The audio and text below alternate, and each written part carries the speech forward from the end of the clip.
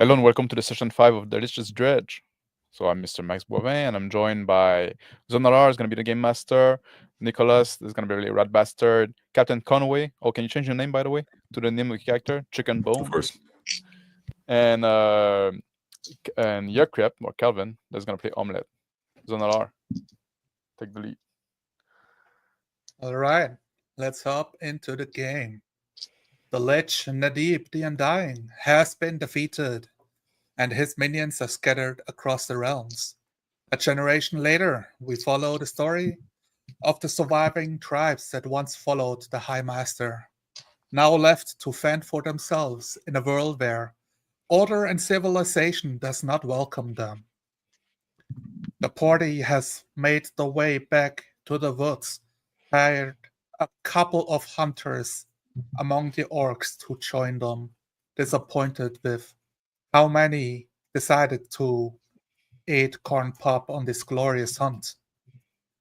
At his outpost near the forest, during the night, Red Bastard was confronted about the slaying of an orc child, during which, shortly after, Red Bastard was ambushed by three men.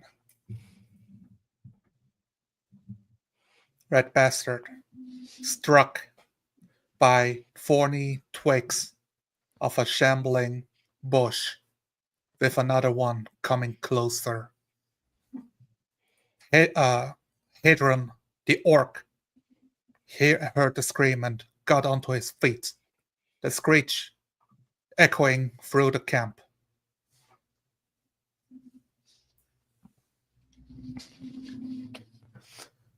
I'm awakened by the noise. Sit on my little cot, shake my head a bit, swearing, look at Omelette lying down on my feet.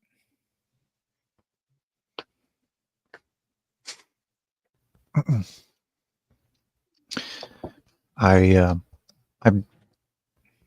freeze and I'm motionless, and I look from side to side, tracing from Rat Bastard to this bush, and then I kind of scan the area to see what is going on around me. Chicken Bones. Chicken Bones gets up, lifting his bedroll with him as he does. He looks one side to the other, his ears twitching as he looks for the source of the noise. He quickly gets up, looks to his armor, not enough time to put it. He just pulls out his weapon and shouts out, "What's happening?" I'm flung in the air, way over past the tent. Dump on the floor. I start dragging myself. I'm bleeding from my shoulder. Bushes, two of them, moving, shambling towards Red Bastard. All the size of humanoids. They look like people, but completely made out of branches and leaves, and especially thorns all over their branches, closing in. Kaharn. I get up from the cot. I grab my belt with my swords on them, fasten them to my waist. Grab my bow and quiver, sling the quiver over my shoulder. Omelette. I scramble out of the tent, on all fours towards these humanoid bushes, and seeing that they're moving towards Rat Bastard, I hold out my claw and I conjure a flame and hurl it at the one closest to me.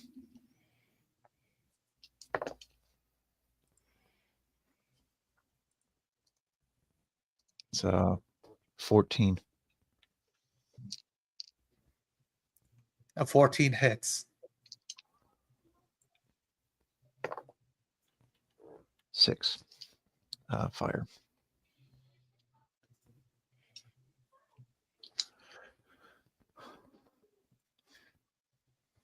That is a death blow. The bush catching fire. It stretches around. It runs back into the forest. An eerie screech coming from it, like the rustling of leaves, like the timber itself is quivering as it lights up like a torch, disappearing into the night. And then falls over. Chicken bones. Not quite understanding what is happening. He's still half asleep. Chicken Bones clutches his warhammer with one hand and his holy symbol with the other. He charges forth after the burning bush. There's something in the bushes. I will attempt to strike it.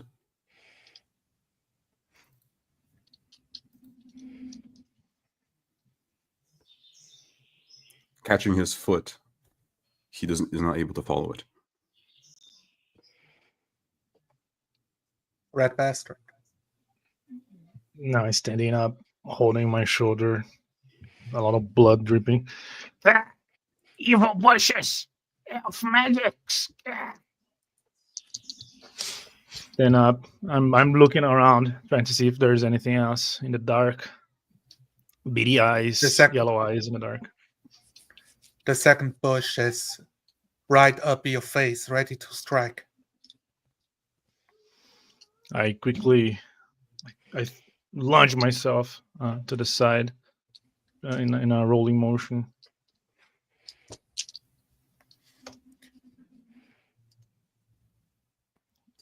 Managed to leap a good 2 meters away in one hop.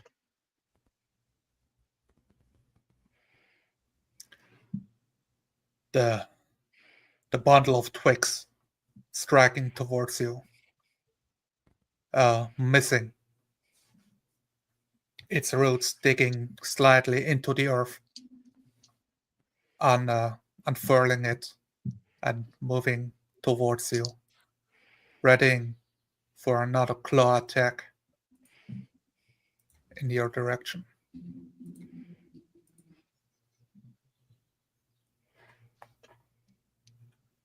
With 12 on Red Bastard. Does that hit?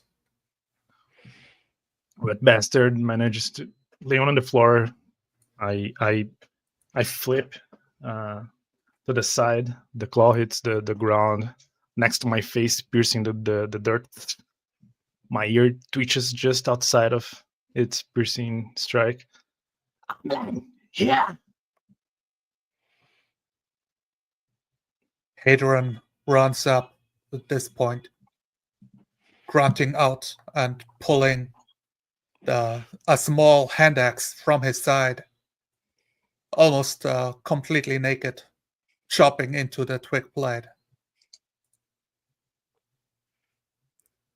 One good strike, tearing the twigs in twain as it falls apart and stops moving.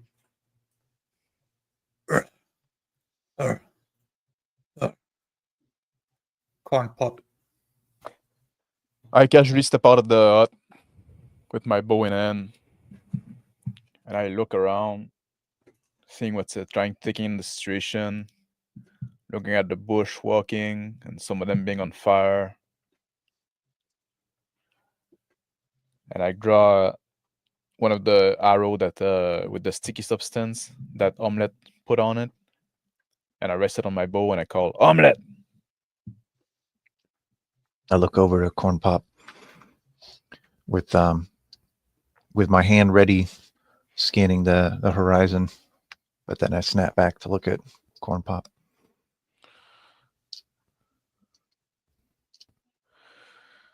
Light me up. Good. I make my way over to Corn Pop and hold the flame at the tip of the arrow and ignite the little piece of burlap that's tied on there. Not quite perfectly understanding the situation, Chicken Bones turns around, returning to the rest of the group, sticking close to them. What is happening? What's attacking us? I'm standing from the ground, clearly hurt. Something attacked us in the dark. Evil bushes. I'm touching my hand and looking at it, panting.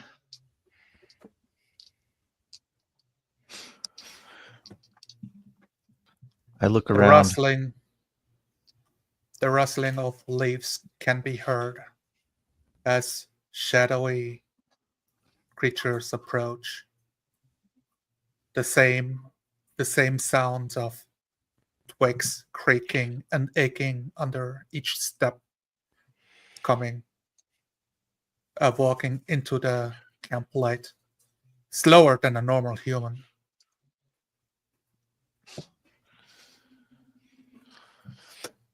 I draw my bow, taking aim at one of the bushmen, living bush kind of thing. And then I say, forest fucking attacking us. I'm gonna fucking burn it down. And then I shift my aim around toward like some just dry bush on the ground, dry on the ground, and I loose the flaming arrow into it.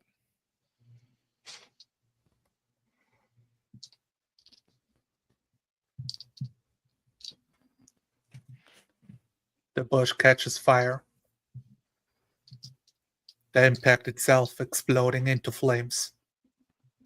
As it, two of the bushmen stumble backwards, afraid of walking through.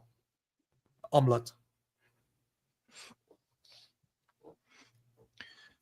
I scan and in all directions, looking for the enemies as they approach, and I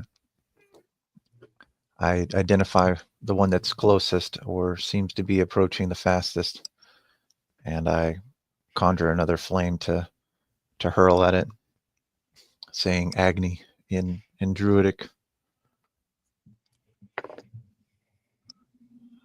18. A strike. 5.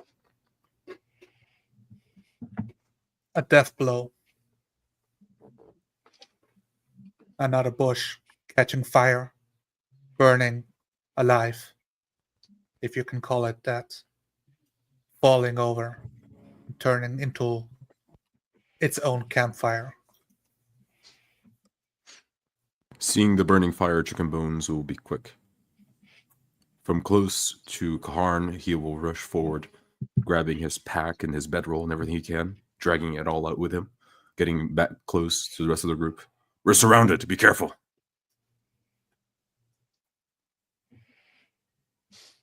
I start lumping quickly to be behind Carnes.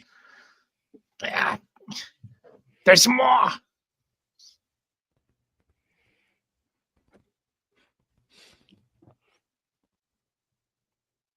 Hadron readies his axe and follows after the goblin. Standing behind him, himself turned towards the outside of one of the twig blights approaching, ready to strike as it comes into range, exchanging blows back and forth, taking another twig blight apart. The other two bushes walk and shamble past the burning fire Kaharn Pa'Up has created. finding the way towards the campfire, towards Omelette. Reaching you.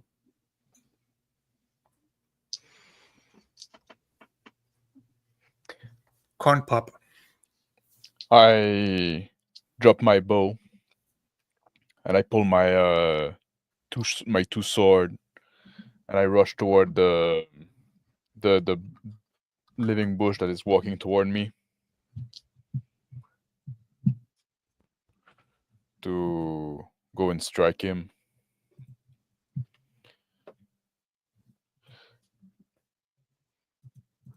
Oh, sorry.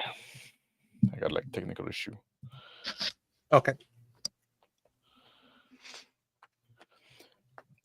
Do you First, hit? bolt my sword, swing wildly. I still like having didn't shake the sleep away properly, so both miss for some reason. Omelette.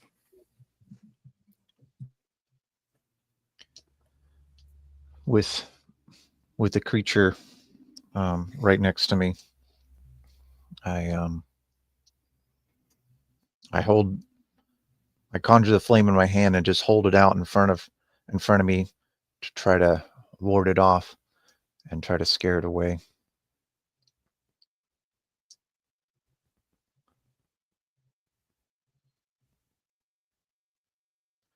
You're muted. Roll on intimidation.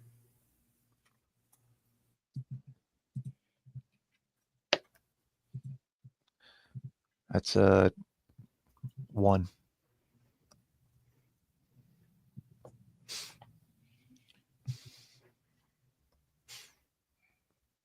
The bush does not react to your spell. Chicken bones. Seeing the hunt's chief run towards the bush, Chicken Bones will follow. Now with the warhammer and shield, kicking his things down to the ground, hoping that he can return to them later, he rushes forth and swings. A hit.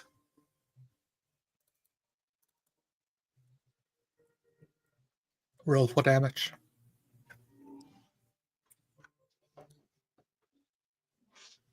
Raising his warhammer high and then lowering it, smashing through twigs, he swings a mighty downwards blow.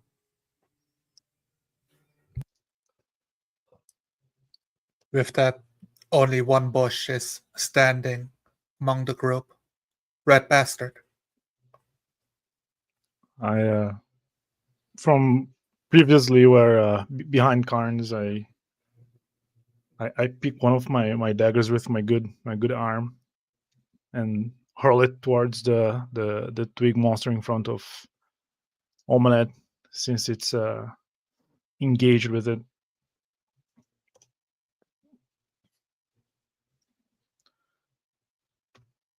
Dealing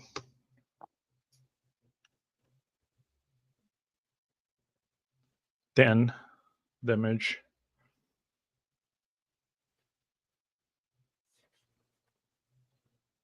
A death blow.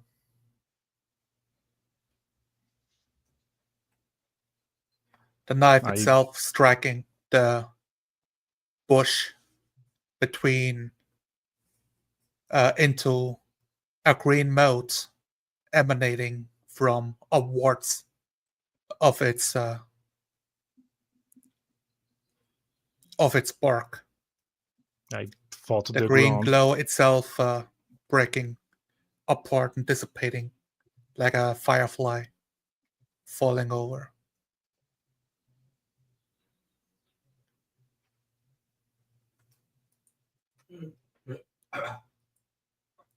Is it over Kaharn now? Pa'Up.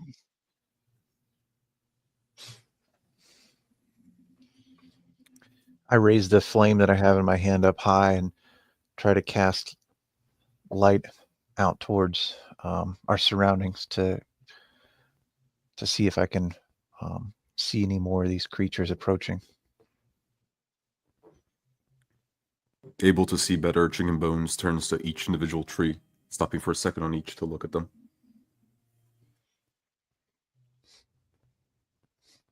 Eerie shadows cast by the trees, flickering by the flaming lights, but unmoving. The rustling of the trees. Just the wind itself gently breezing through the camp.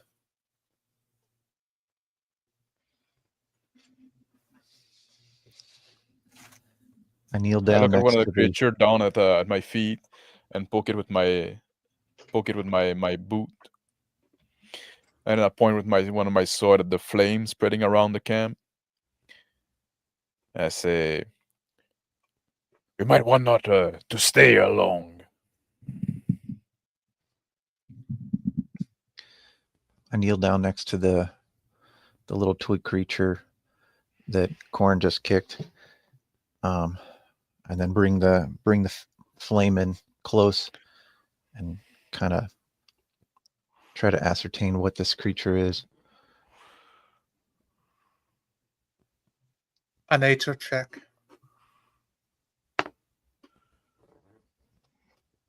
16.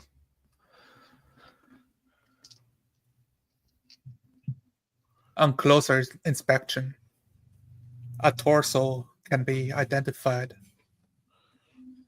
Bark grown in the shape of a head. Small motes, glowing green, where eyes should be, but completely made out of wood. Easily mistaken just for some underbrush, yet these have animated. They are known as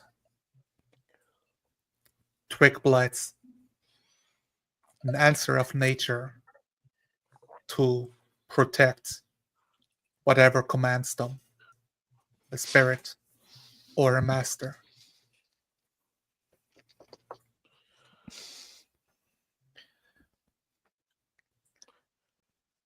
I start skittering on fours now, somehow lumping with my left arm, approaching the dead twig. And I'm trying to, where's my dagger? I'm breathing in heavily. I pull the dagger out of its corpse and hand it over to Rat, and then I say out loud to the group, "These are guardians of nature."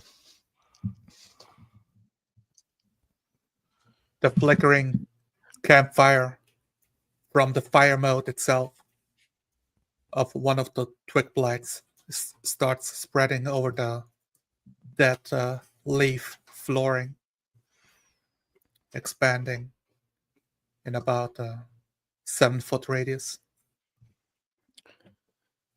So, well, there won't be much nature left around here soon. And I head toward inside the hut and grab my wineskin. They have failed their job. My character will return to his things and make sure to wear armor the rest of the night. Help me here, Nice. rat bastard. I'm trying to pull this thing on as he tries to get his chainmail over his head. I put one foot on top of the twig, grabbing the hilt of my dagger. Finally yank it. I fall backwards once again on the ground. You do you.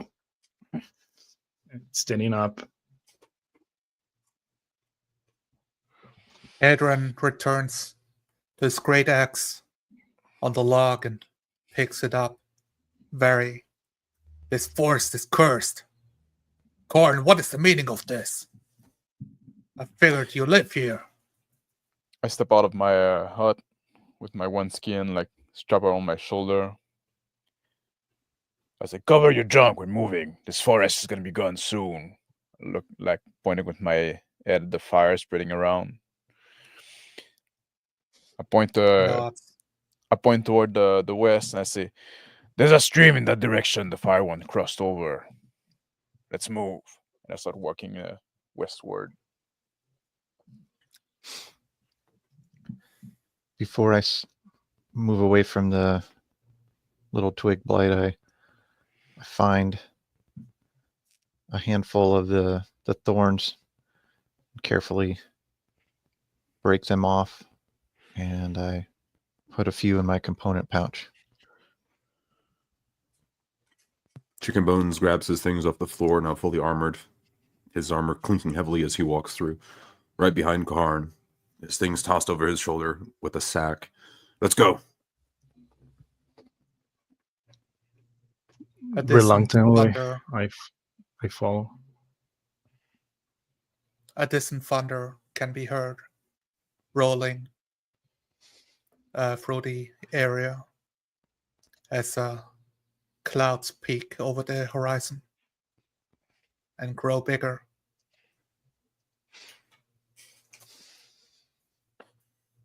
That's just what we need now. Some fucking rain on top of it all. Turn back toward Greenhorn. And say, I think you're right. This place might be fucking cursed. He curses out.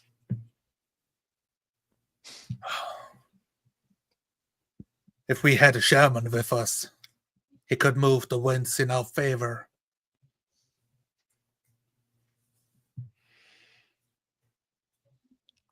Just shake my head and I start walking a little faster.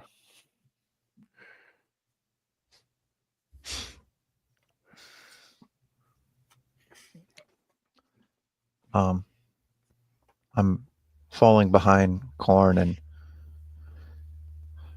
I'm thinking about the creatures. I say, Master Kaharn, I saw a vision yesterday about those creatures. I didn't think much of it. I slow down. It's a vision. What was it about?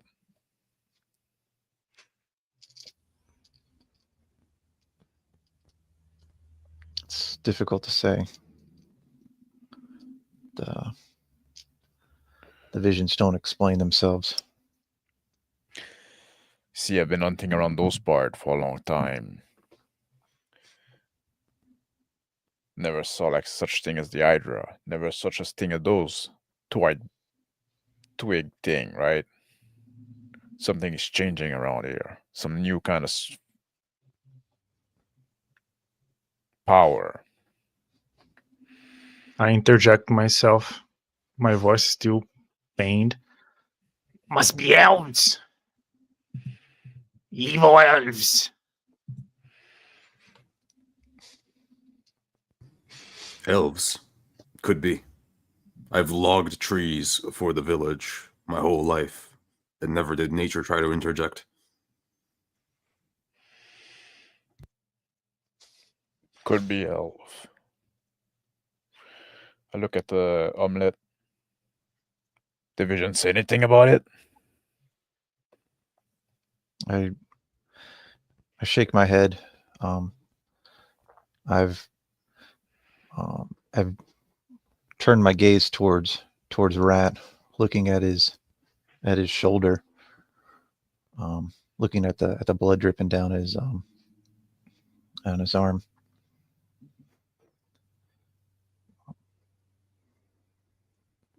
The wound clearly visible on top of the leather ripped apart.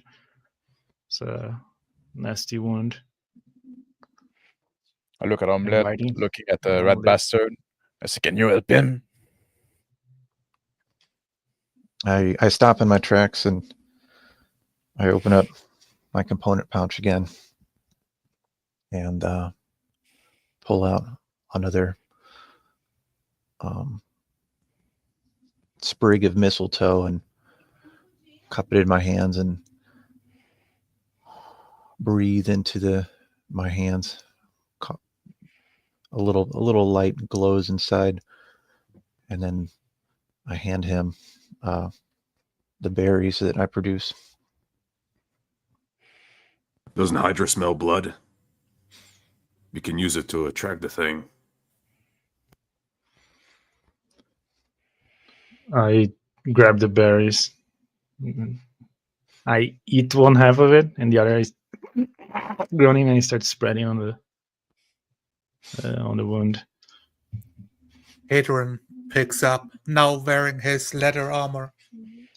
If the Hydra doesn't pick it up, the wolves sure will. They howled long enough tonight. The rain mask scent. It's good. Good omen.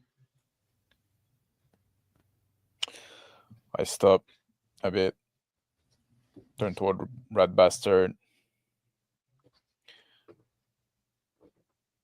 So you're good to keep on going? I look at my wound. The filaments of green skin magically like growing on top of the wound, coagulating. Yes, master. Yes. All right. Let's keep This walking. point- Let's cross that stream. If it is elves, then the Hydra will be able to bite them down.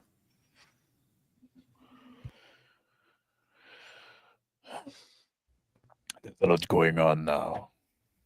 Human, elves, the forest itself, the Hydra. I need to think about it all.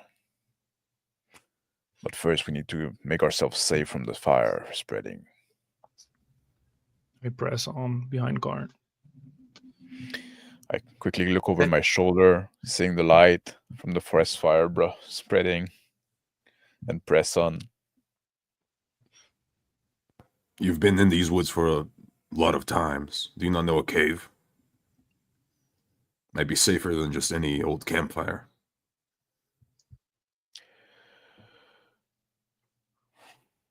There's some cave, but you don't want to be cave. You don't want to be trapped in a cave when the fire spread around you. You want to go where the fire won't spread. Let's hope this stream stops it then. Or do you really want to be right here, where any branch can reach for you and snap your neck?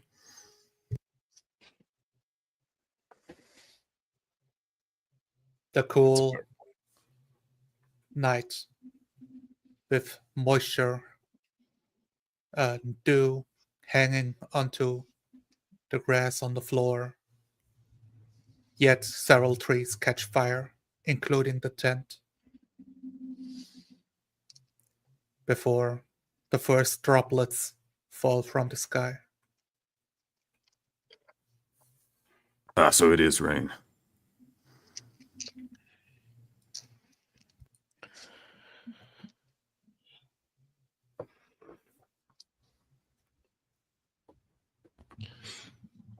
Let's press on. I try to peer out in the distance and see how close we are to the river. And I listen for the sound of the bubbling stream. Moving for a while, the sounds of a bubbling stream reaches your ear. As the pit pad of the rain increases, I go a little bit to the right where there's a puddle forming, and I drop myself on this muddy puddle and start caking myself with mud, like on my face and my arms. I point forward toward the stream. And I said, just a little bit ahead, there's a place where we can ford. And I start like doing a little jog. Hadron follows your lead, jogging right behind you. Now Dragonborn a downpour of rain streaming down onto the forest as another thunder rolls through the distance, lighting up the night for a split second. I jump in from the mud. Master, would be wise to mask scent.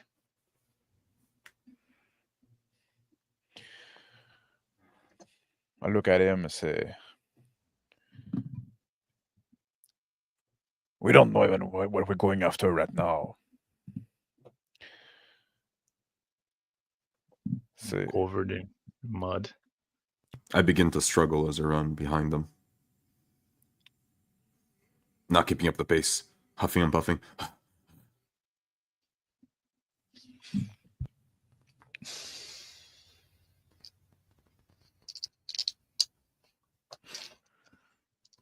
I'm following Kaharn up to the fording point on the river. I look for a way to approach the shore. I stop by the edge of the water. I point at some rocks. And say, we can cross across those rocks, but be careful, the rain is going to make them slippery.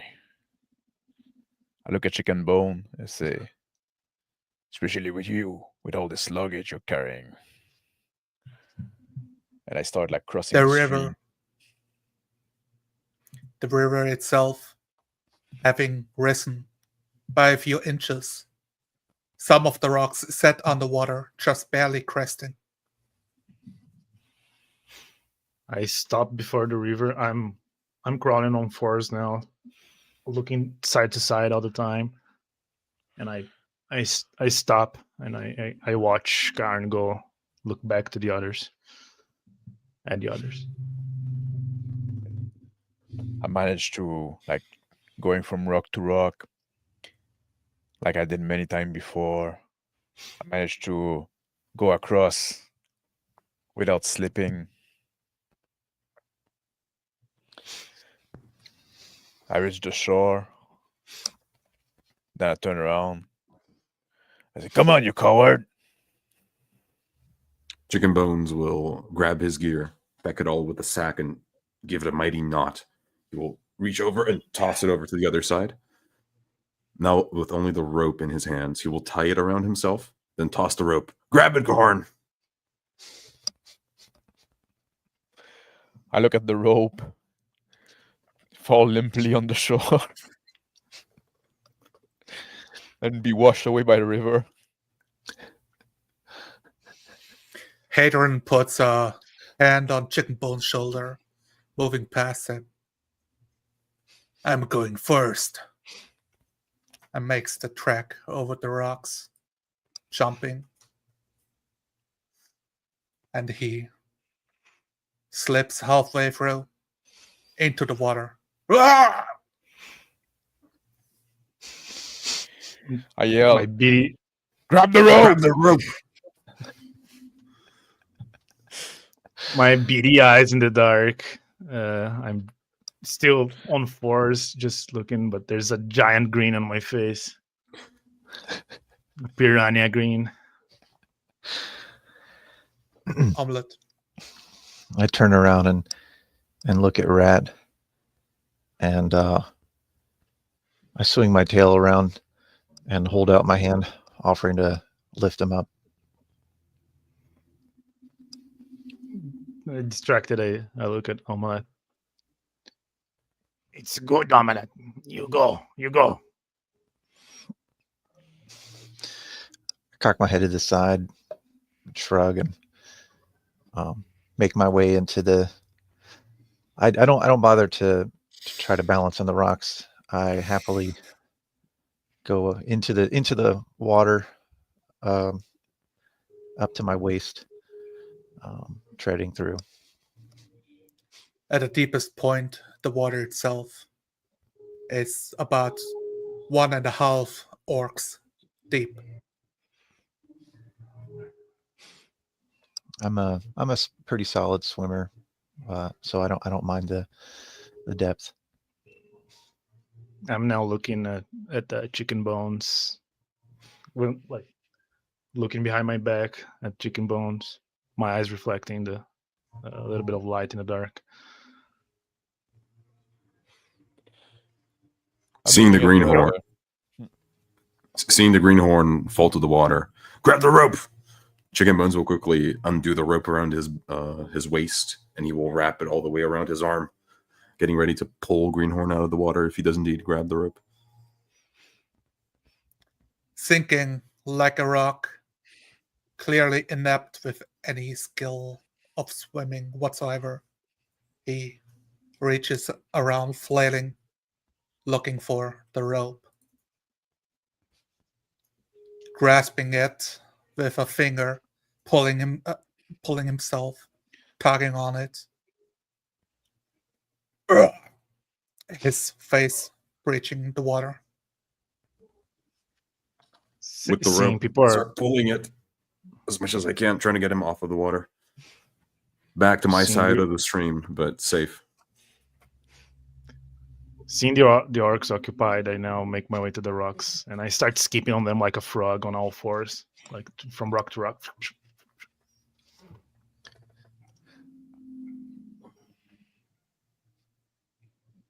I mean, I jump to one on the middle rocks. My hands both slip, and I hit with my chin on the rock, on the water. Master The water Kaharn, is I had a omelette. Grab the rat. What's up, Chicken Bone? the Greenhorn. He should return to the village. Tell them what happened here. We'll need he him. pulls himself out of the water at this point, shaking off as much of the water as he can, drenched. You want to turn around, Greenhorn? Defeated by water.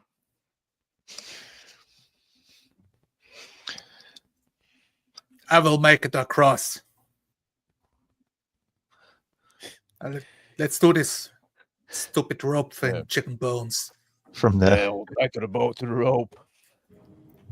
from the middle of the stream, I'm comfortably treading water, watching as everyone seems to struggle, and I make my way towards Rat. I get Ah. dragged underwater, getting closer to you. Fish are skipping upstream, breaching the water, and swimming past the group in the deep darkness of the night. As Hadron makes it for another attempt with Chicken Bones, this time holding for dear life on the rope. I look at Adron, amused.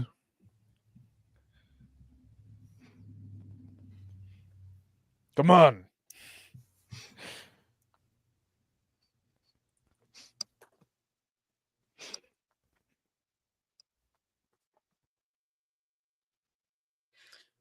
With the aid of Chicken Bones, the guidance of the rope, he too makes it to the other side.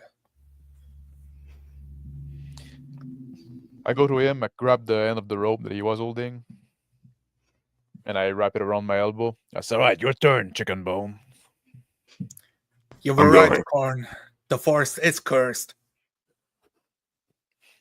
See, yeah, I'm sure that's what it is.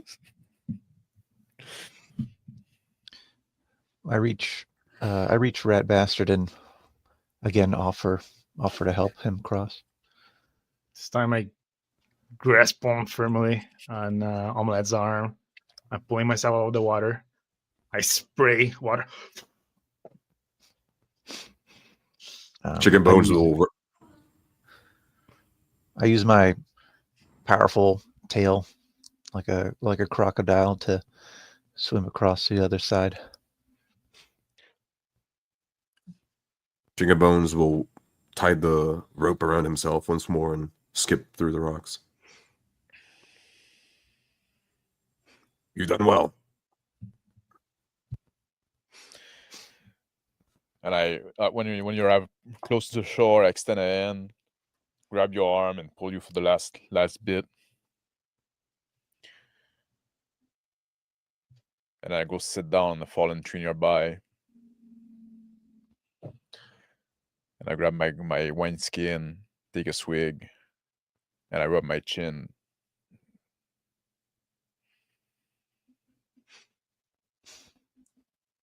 Thanks for the help.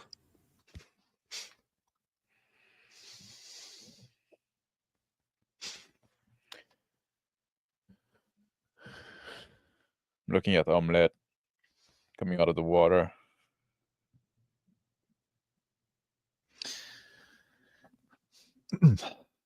I come up on the muddy bank and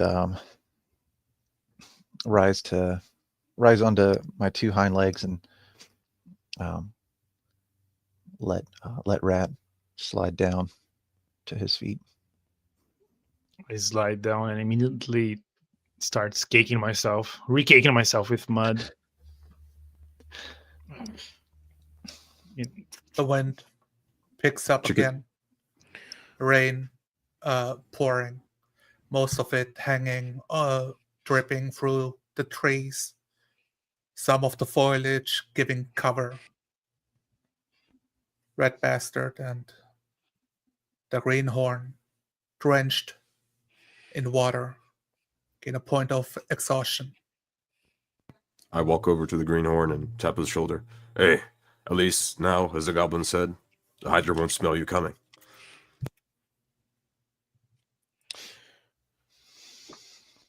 I look at the half-breed as you say that. And I look at Red Bastard. So you say like you think the twig thing can be elf magic, but we haven't seen elf in a while. Could human do such a thing? And I look at Omelette. Or could it just be something else? Where does Hydra come from?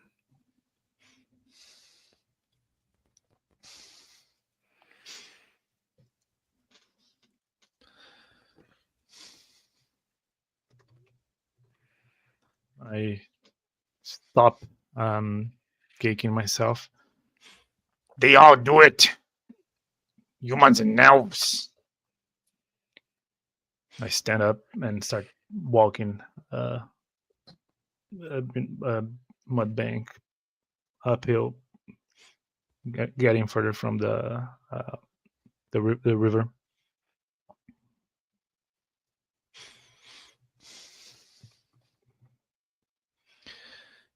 I look over to the nearby tree and look at our somewhat damp companions and tilt my head towards it. We should make a fire. I look at the sky. Hadron, Saying that rain, you think you can? You can light up something? If I have enough cover from the tree, perhaps.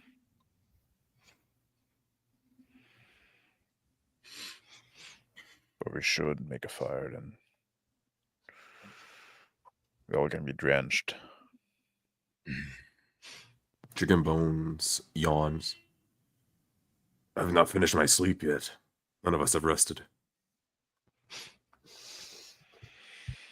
I finally making my way next to Kaharn. It's not safe. I'm looking around, a little bit paranoid.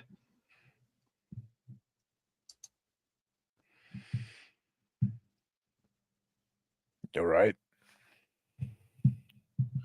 Maybe there is a cave somewhere. Let me think a second.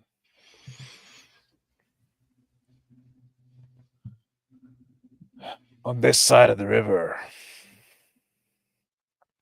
Can't think of anything, to be honest. It would be good for shelter, but we would be trapped inside of it. Not good. Must always have escape.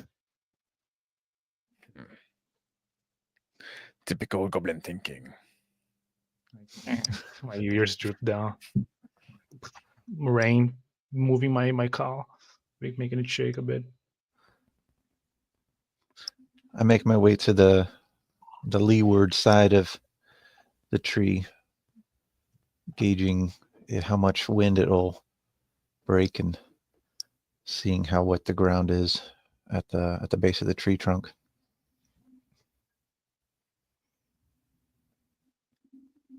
A lot of trees have foliage all the way down. A mix of seasonal trees losing their foliage in the winter and regaining it in the summer, and some carnivore trees, evergreen throughout all season.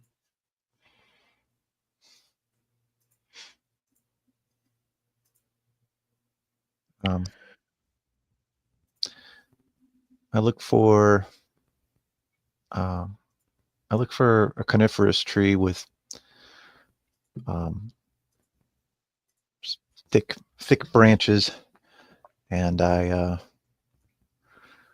try to snap some of the branches that are closest to the ground off to allow us to get a little bit closer to the tree trunk.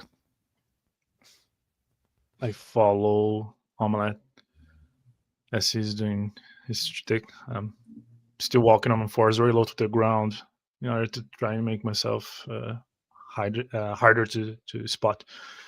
Omelette, your witch goo, does it work under the rain? How we burn a Hydra? I look at the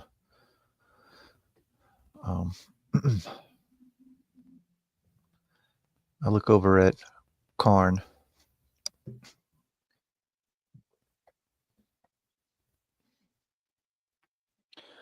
I'm sipping on my wineskin, and I point at Chicken Bone and say, "Halfbreed, you should finish get dressed. We'll move."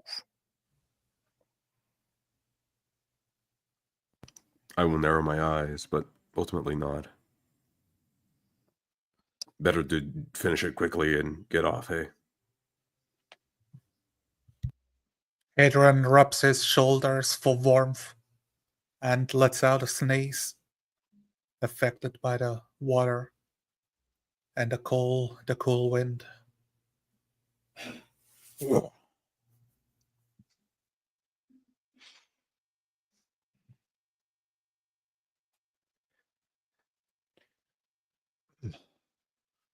I begin to like rake my claws on the ground, scooping the leaves and underbrush that have been somewhat protected by this coniferous tree, and try to make a pile of kindling.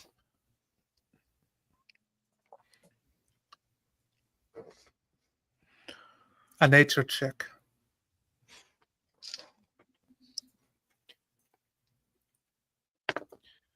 Or Okay. survival. I look at Omelette and say, "If we can start a fire, it's gonna be worth like drying out. But if not, the best thing we can do is move. Standing in the wet clothes, it's just gonna make you colder." So 16 for nature. I turn to Kaharn and I say, "Where should we go?"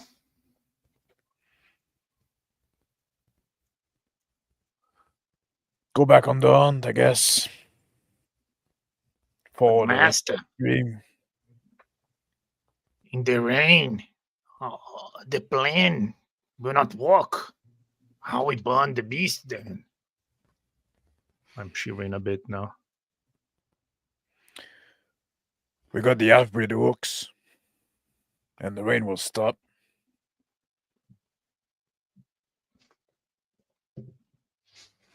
Surely it will stop. The rain doesn't last more than half a day. Greenhorn, if you start moving, then you'll warm up as well.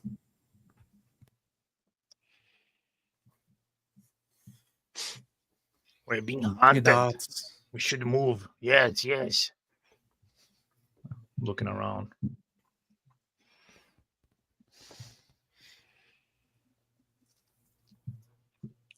I look at Omelette. Omelette's progress with the fire. Sparking up, burning the branches, kindling, turning into a small fire. I look at Rat Bastard and Greenhorn, like pointing with my chin at each other. Take off your clothes and dry them to the fire. Then we'll move. There's lots of some of the leaves are damp and there's lots of pine needles in it. It's very smoky. Try to go find something more appropriate for the fire. And go look for maybe a birch tree or some dead logs and limbs that are on the ground. Chicken Bones will approach the makeshift fire and will start shifting the weight of the armor over incorrectly. He fixes donning the armor properly, and he will stand guard, walking a few paces off. I'll stay guard. I begrudgingly approach the fire, removing my cloak, unstrapping the little bits of clothing I have, sitting it next to the fire. Your eye's not good to the dark. The greenhorn joins in, huddling around the fire, removing his chest piece and shirt.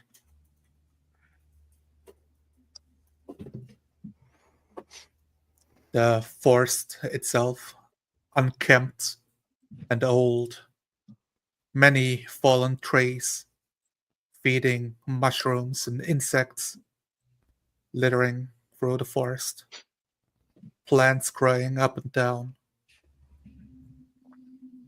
some of them protected from the rain.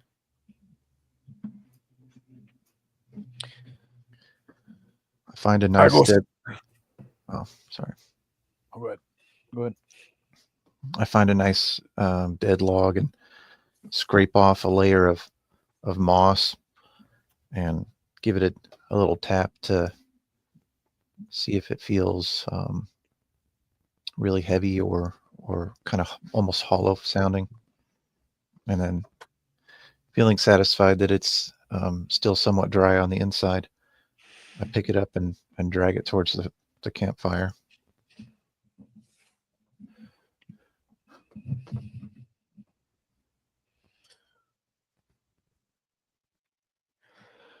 I move closer to the fire, the nascent fire, and I sit into a nearby tree and lean against the tree, chewing on some of my ration, drinking some of my wine.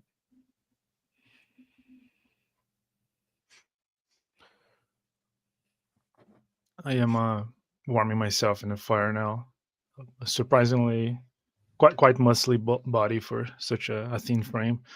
Many scars on my back of lashes.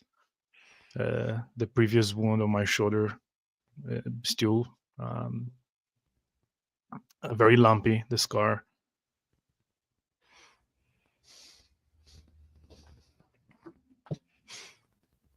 We'd best find this Hydra and finish this hunt quick, Chicken Bones says as he leans back against the tree, trying not to catch too much rain whilst watching all the possible avenues of approach.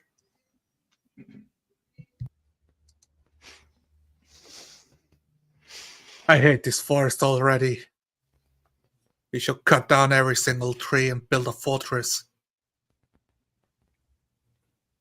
I try to look at where we come from, trying to see if the fire is still going, if I can see like the light in the reflecting in the sky on the cloud.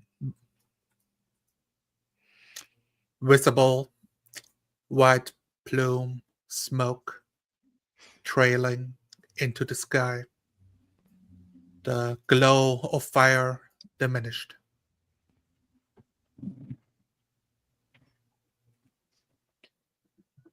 Maybe one day we'll get rid of this forest.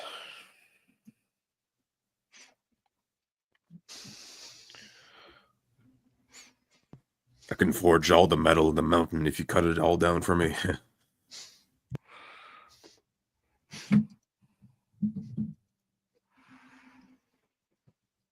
The fire I'm roaring up with the extra fuel, aiding along with the drying of clothing. Adrian looks quite pleased. I must say, you're the most useful lizard I've met.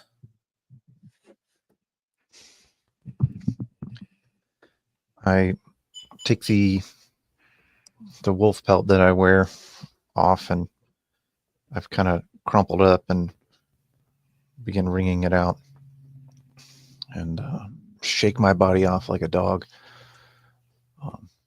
splattering some droplets on my nearby companions. I point at Omelette, and I say to Greenhorn, I'll take 3 of them. I'll take 3 of you for one of them, right? I'll lose 3 of you to keep one of them. I sip more of my wine, looking at the steam come off with the clothes that are drying up.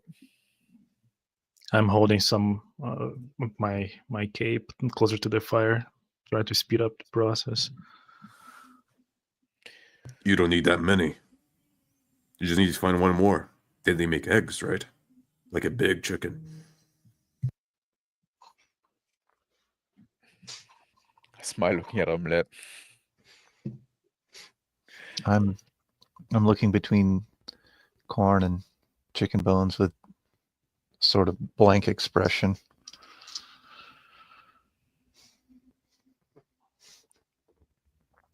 Maybe Put my wine. he's related to those beasts in the mountains. The wyverns. With I their put my deadly wineskin, stings. my wineskin away. I slap on my lap, my thigh, and I stand up. I say, let's get going. We're going after those humans. We follow the stream. Humans like to set camp near a stream. So we're gonna come across them. They might be distracted now with the rain. Sounds and like the a plan. fire. We'll be outnumbered. I now gliding myself back. You don't know that. They never walk alone.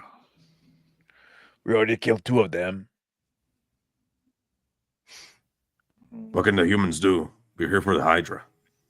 Besides, I've heard the humans walk with a lot of men, especially when coming to dangerous places.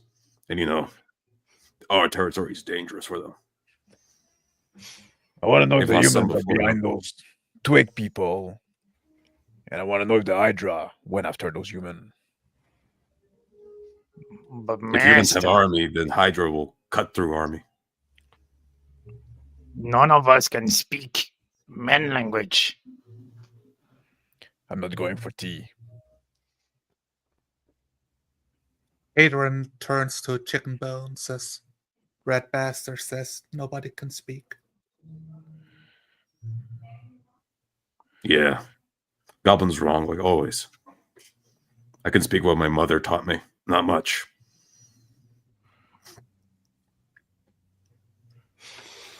I start now crawling like to approach Kaharn, and I kind of when nobody's looking, I pull a little bit on your armor to call Kaharn's attention. I look down at you. I do a gesture like I want to say something in silence. I crouch down. I start whispering in Orcish. Master, he speaks human. But if he betrays us, we won't know the wise. We wouldn't know.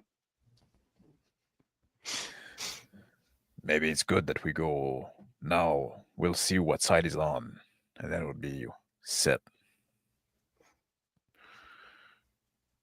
I nod and keep on crawling on all fours. Still very paranoid, looking side to side. I start walking alongside the river upstream.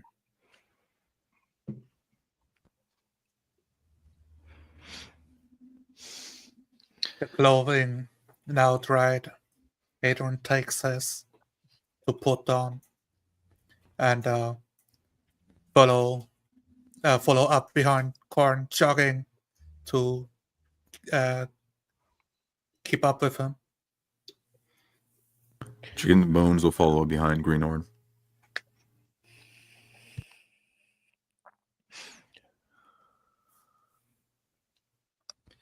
Standing beside the fire, just poking at the ashes and the coals with the stick. I watch as my companions scatter off in different directions.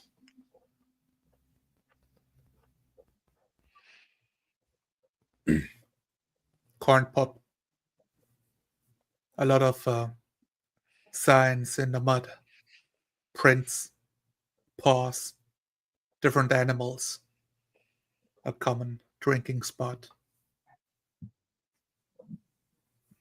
I just keep walking. I turn over to look at Rat Bastard.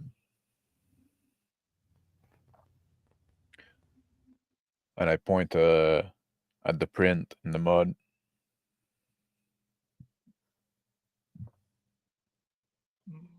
Paying attention to Kaharn now.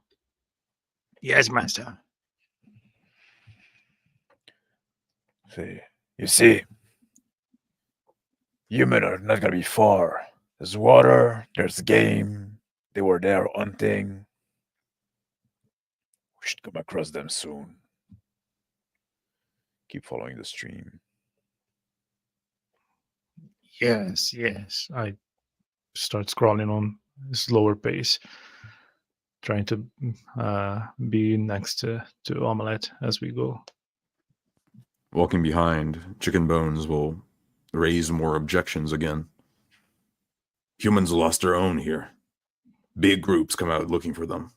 We don't want to walk into this big group. We're here for the Hydra, are we not? I look at Chicken Bone, and I raise an eyebrow, and I nod. Not at Chicken Bone, at Red Bastard. Raise an eyebrow, and I nod. So he's objecting. And I keep walking.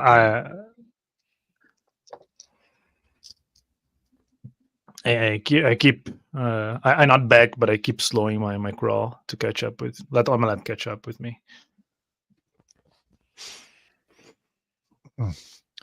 I've discarded the stick that I was playing with and trotted off to follow after them as they trace the riverbank. And I glance between Greenhorn and Chicken Bones, just looking at their faces.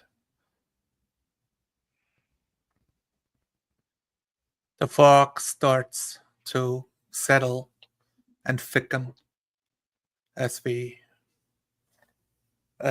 in the deepness of the night, Adrian himself speaking up. Not every hunt is successful. We kill some humans, that's some good.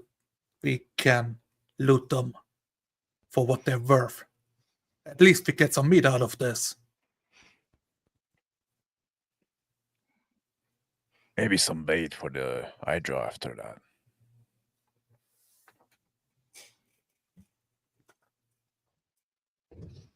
As meat is brought up, Chicken Bones begins fiddling the holy symbol between his neck. Closeness and the attention that Omelette has. You can see the symbol of a human god in silver between his thumb every time he flicks it.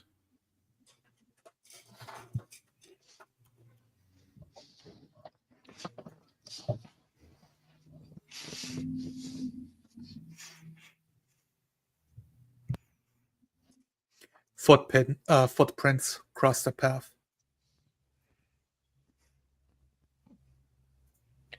I stop. And I lean over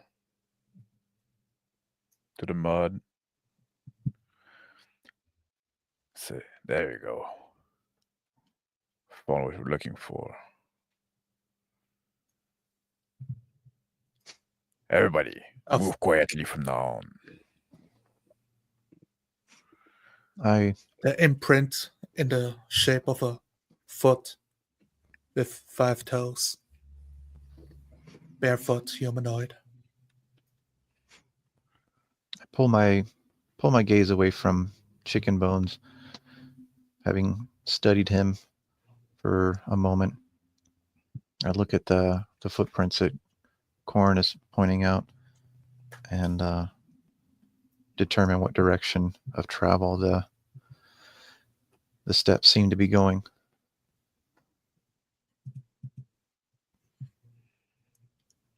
Impossible to say with the fog. It just trails off in one direction. I get really close to the footprint with my face, almost as if I'm trying to smell it.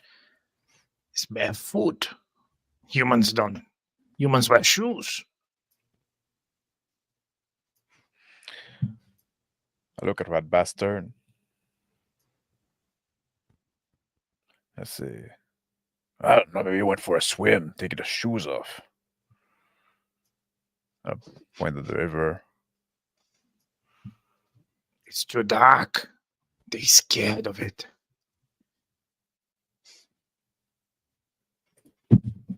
What? Humans are scared of the dark, Master. Why would swim at this time?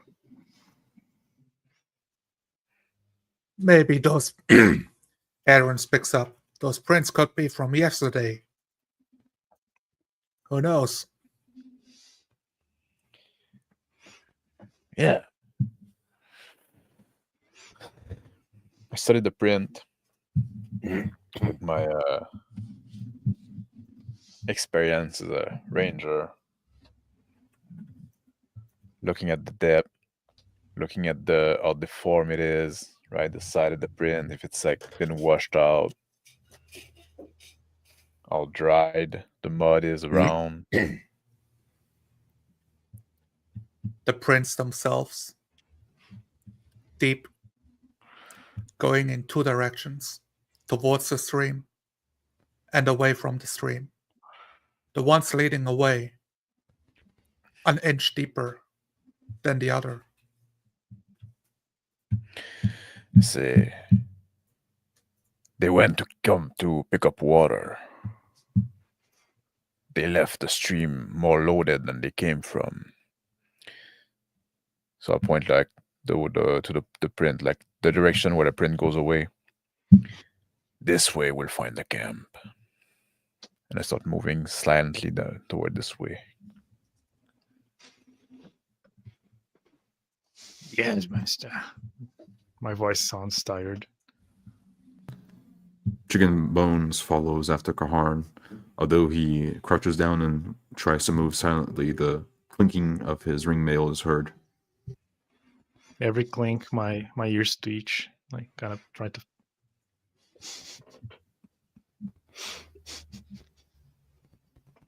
Half an hour passes.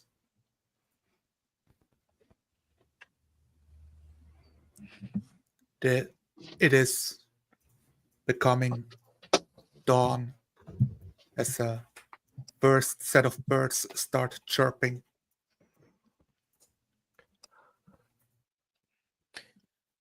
If we can get them just as they wake up, that'd be a good time. I am a little bit far from the group.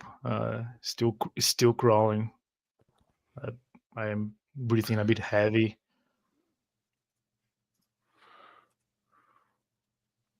A smell penetrates. Red bastard. Piss. Stop on my track. I I raise myself on all fours, look at Omelette. Still, I'm the mud's now a little bit dried on me, making myself look like a mound of mud. The fog covering vision. Anything further away than 10 feet. Just a shade. Anything beyond 20 invisible. A shadow standing with a stream rising. And somebody letting out an exhausted tying a knot. I approach it almost like a spider, getting to bounce distance. Looking at Red Bastard, I smile and I draw my swords. I let Red Bastard go forward, following slowly behind him, let him get some distance.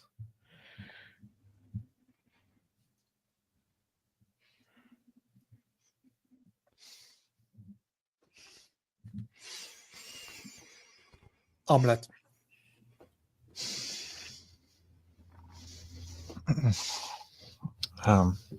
Having left behind several things at the camp, I've preoccupied myself while we're walking with scraping my claws against a little bit of wood, shaping it into an implement, shaping it into a club. Mostly keeping my attention on that as I follow behind. Chicken Bones will raise his hand and put it on the shoulders of Greenhorn. Wait. They're hunters. We're here for muscle. Once the fight begins, we charge in and help. Let them get the drop on them.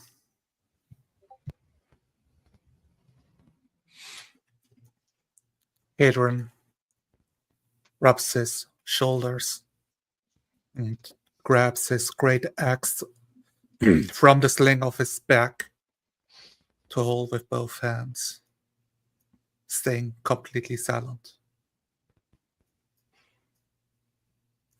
The shade itself making a saying a word in human. What was that? I cover in mud. I freeze down very low to the ground. I look like a pile of mud. I wait for it to walk just past me so I can strike it. Stepping past your position, Red Bastard. Muscular legs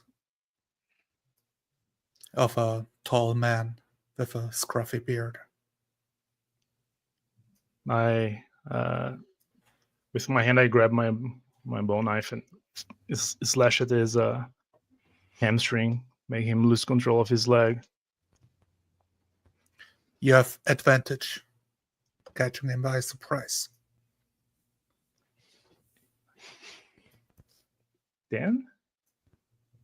A 10 will hit.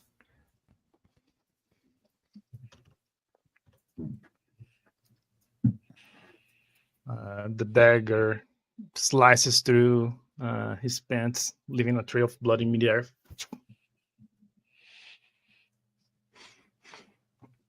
It's a death blow. I get caught on by the bloodlust. After striking his leg, I start climbing him, start shanking him on his back repeatedly, holding the dagger with both hands.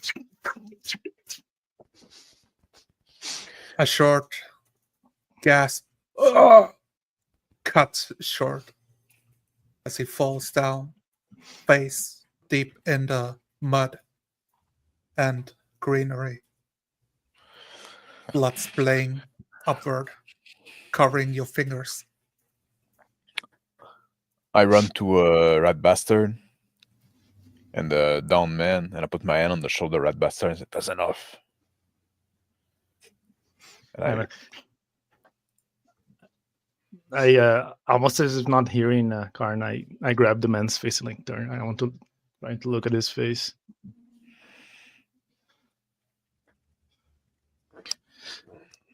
At his face. Hearing the commotion, I freeze in place as I'm scraping away and look over and notice Rat on top of this human.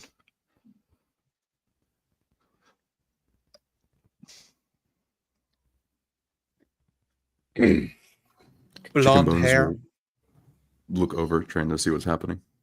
Not really able to. Waiting for the signal to move in. with blonde hair. Its face covered with 2 scars. Blonde hair on his head, tied into knots. The scruffy beard, having small beads woven into them. Tattoos over the shoulder blades with some dark ink. I'm like pulling his shirt away, like inspecting him. I grab my knife and I start cutting off a little piece of his shoulder skin with the tattoo on it. Chicken Bones approaches, seeing Kaharn's signal. He leans in to see the human, and his eyes widen. I You've pay killed him. attention to Chicken's bone face as he watch the human. Yeah, that's what we do. Well, you did wrong, because he could have told us where the camp is, how many there are. Could have been prisoner. Slave. I squint my eyes, looking at the half-breed. The camp's gonna be closed. I finally pull out almost a foot long piece of skin with tattoos on it. I'm looking at it. My hand's blooded, blood splattered on my face. I'm still squat on top of this guy. Hadron squints. I can barely see anything in this fog. But this looks like a stag, pointing at the tattoo. I look at the feet of the dead man. Looking to see if he's His- wearing any boots. His feet are covered in moccasins. Rabbit leather. Simple craftsmanship.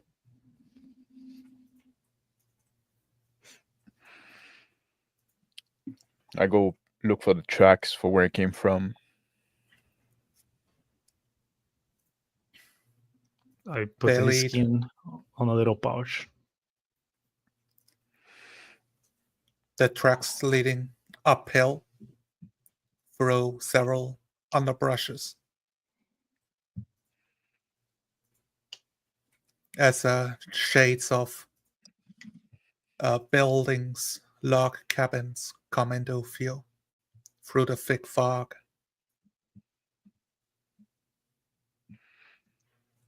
Is that? I know my attention from this. I start paying attention to what's actually happening around me. I hop off of the guy, crawling. Human settlement. Is deep I in the smile. woods?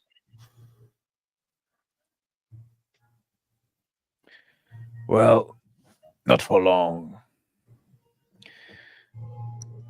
I grab my bow. and an arrow with the resin, the flammable resin. I look at Omelette over my shoulder. My eyes widen. Master, wait. I hop closer to you. We outnumbered. Should bring a war party.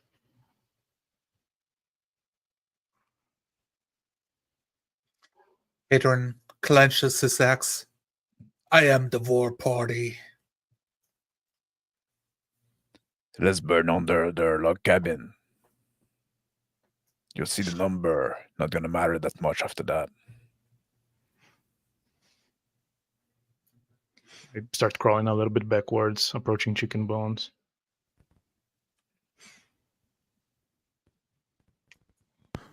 I will look down to Rat Bastard, trying to ignore his presence.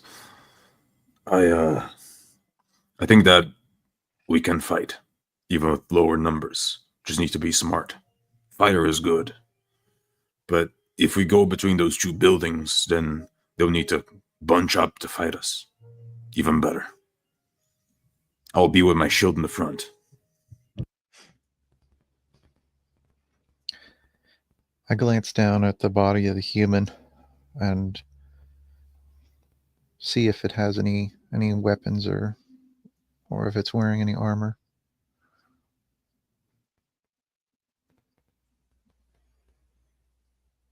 Just clothing to ward off the winds of the night, and a short dagger tucked in to his belt. Itself carved out of stone. I look up at the sky and look for the sun. If I can see a glow through the mist on the horizon.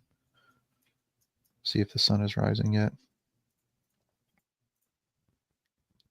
The dawn is painting the scenery in a dark pink purple hue, the fog itself diffusing the lights in all directions.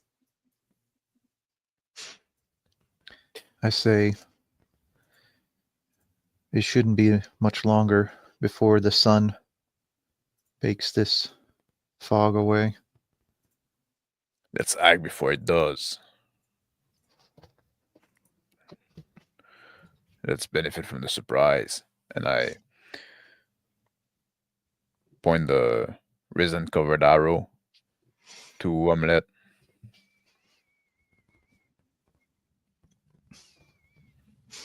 I offer a flickering flame in one of my claws.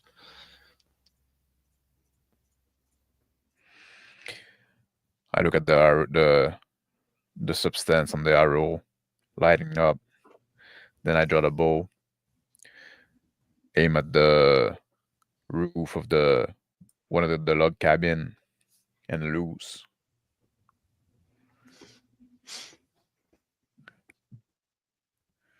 The arrow sinks in, the flames flickering up as the thatch roof starts catching fire, quickly burning up into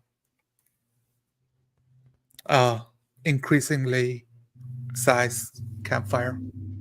Time is ticking as the birds chirp.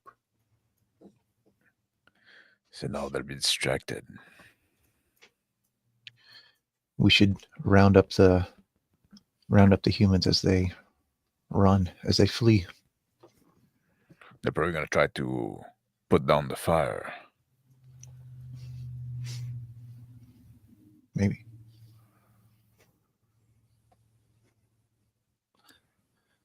But if their leader Footsteps. climbs up, he should be the first to act, right? If you shoot their leader, then they will panic. But how to tell? Humans look same. I can understand what they say. I'm too far. Footsteps walking outside beyond the log cabin as somebody grunts out surprise at the fire. Huh? Oh! Getting hurried, opening a door. The fog blinding any vision of what's happening, except the burning of the fire itself.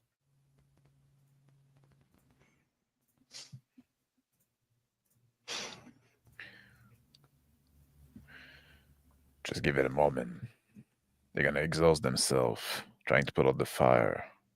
They're gonna disarm themselves to do it better. Then we strike. The fog should lift soon with the sun rising. I, I listen.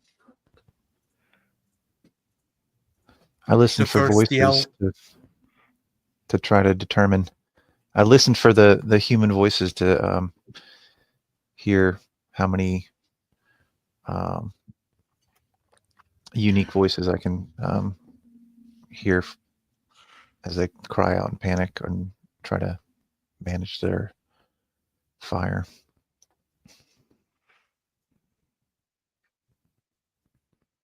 The words fire distinguish through the languages. The humans calling out in their language, calling out, "Bring your brother! Get the buckets! Empty the barrels if you must! Got fire!" Some talking, some people running. Got it! They speak gruff, their language, their human language, not civilized at all. I'm low to the ground once again. My ears directed towards the road now roaring fire, waiting for the right moment.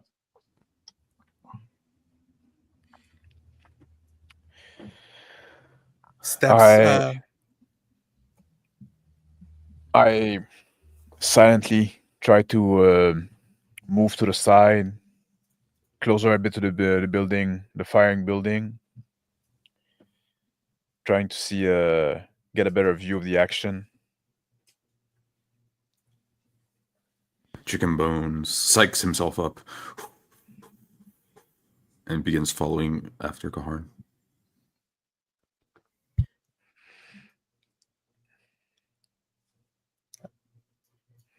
People getting surprised, waking up inside the building, running outside. One of these steps run closer to the backside of the building as a man comes into view with a bucket of water in hand, stopping at the side of Kaharn. I drop my bow, draw my sword, extend my arm, and grin.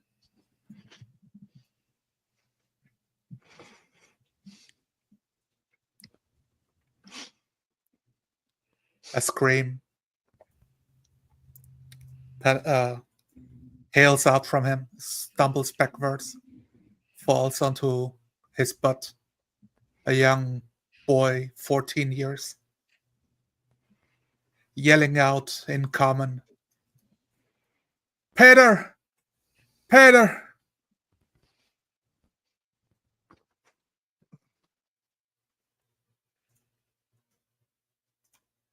Omelette. I look to Master Kaharn and I say, "We've been spotted. Let's strike."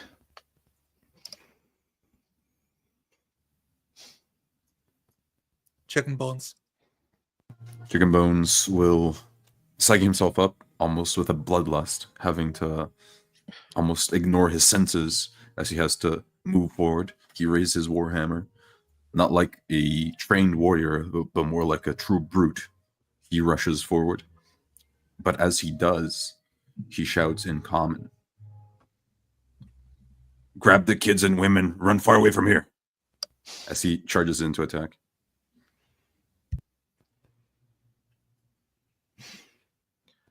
Red Bass, I am still on the ground in such a way that looks like there's just this little anthill where I am peeking through my my hood, waiting for the right moment. Not even Chicken Bones knowing if he wanted to hit or not, his swing goes wide.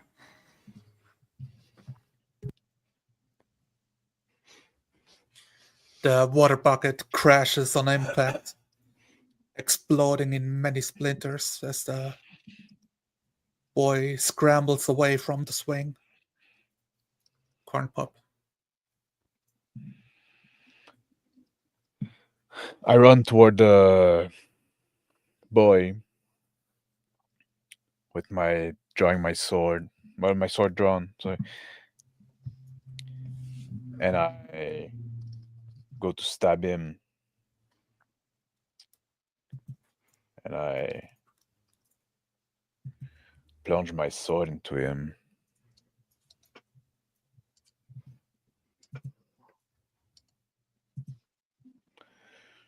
Seven damage. Reaching for his dagger, holding it in your direction, his arm far too short. Blood's splaying out.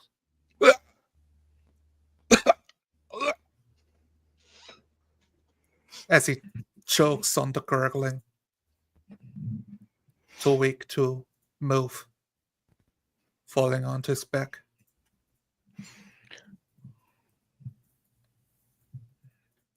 A lot more men now screaming out, organizing,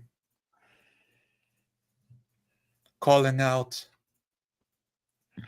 "We are under attack!"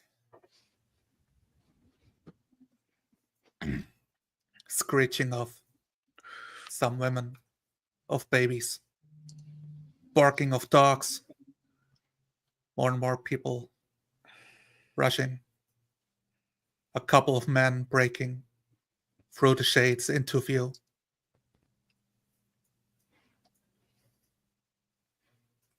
Now holding short swords in their hands.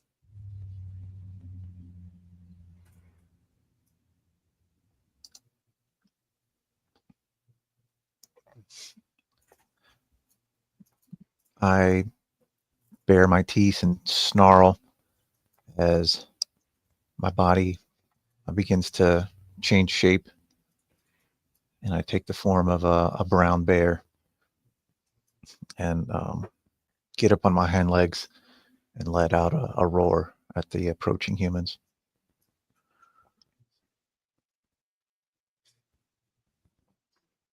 One of them stumbles back in fear, the other one braced to fight. They start slowly creeping, waiting, timing my movements to when they pay attention to the bear, trying to make my way sideways to them so I can strike from either flank or behind.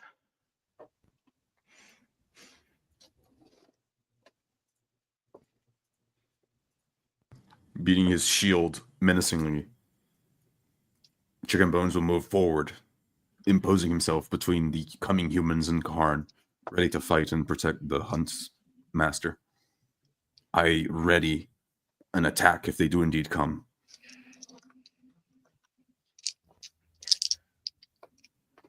I draw my sword back from the boy. I swing it to swipe to let the blood swipe down, and I start like walking behind Chicken Bone, looking casual, right? Like looking like trying to be intimidating towards the human, smirking.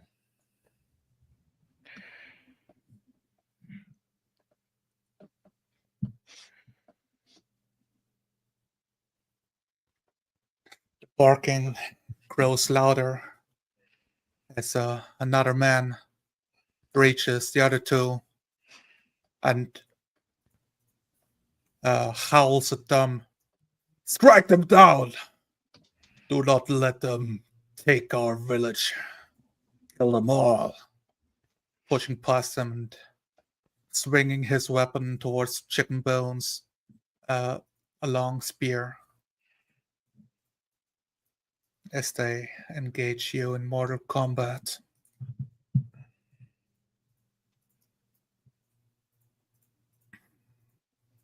Missing his attack. The other two are now yelling. Another one attacking Chicken Bones, the third one, Kaharn Pa'Up.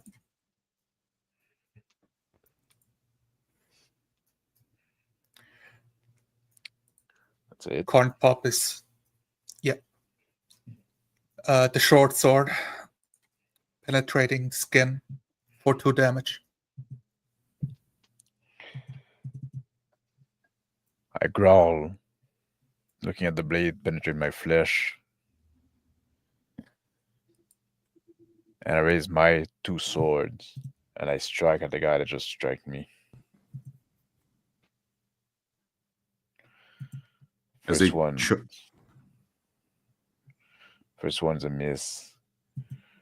Second one for 17. Reading your movement, moving accordingly, keeping his distance, keeping at arm's length with his sword, ready to strike any exposed body parts. Trained warrior. Omelette. Having readied himself to defend Kaharn once the humans came, Chicken Bones was beating on his shield with the hammer, and as they approached, he swung all the way around and tried to go for the head of the charging human. Okay.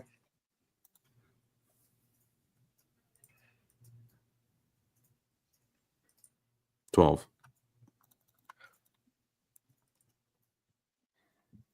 A 12 hits.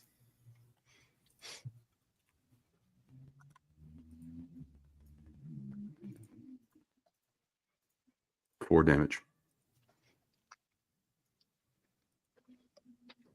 A hit. He stands, shaking off the attack, blocking most of it with his own weapon.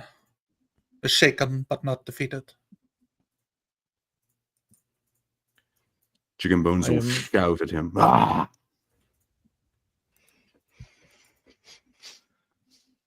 I'm still trying to stealthily approach the man to be once again within bounce strike distance. Try to not be seen in the midst of the chaos.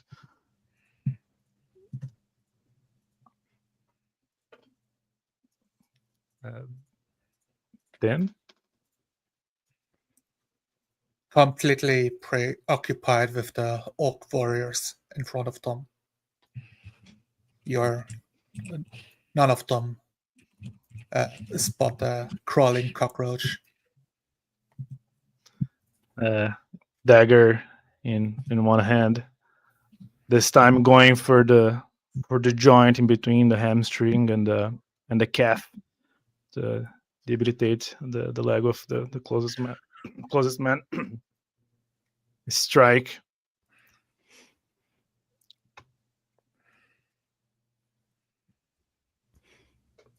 Wait.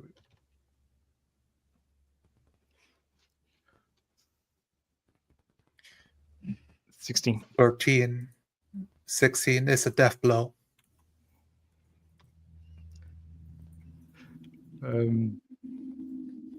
It's once again taken by a bloodlust.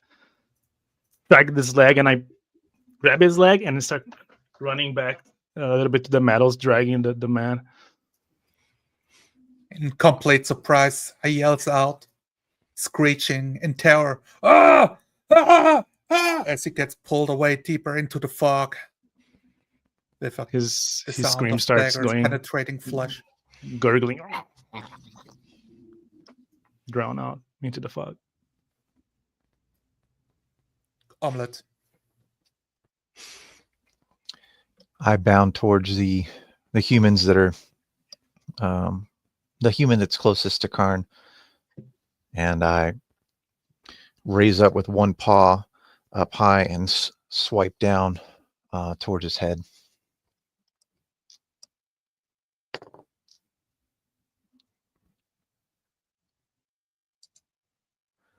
That's 23. A strike.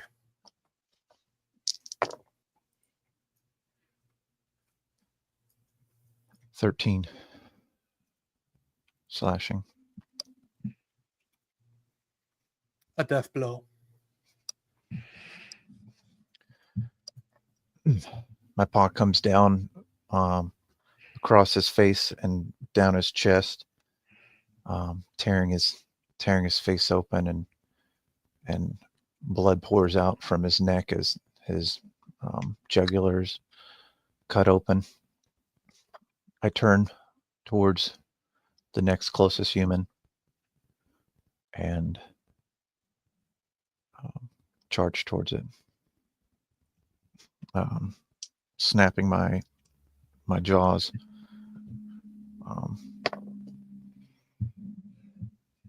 That's a miss.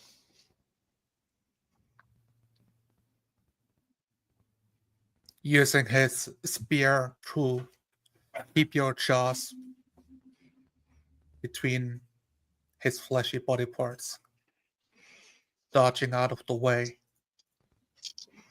taking the opportunity to strike back at the bear, yelling out as two more run through the fog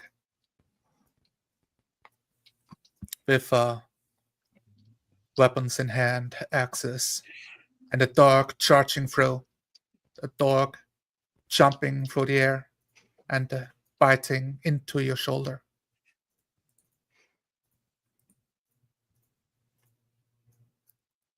The teeth scraping a bunch of fur of the brown bear, but missing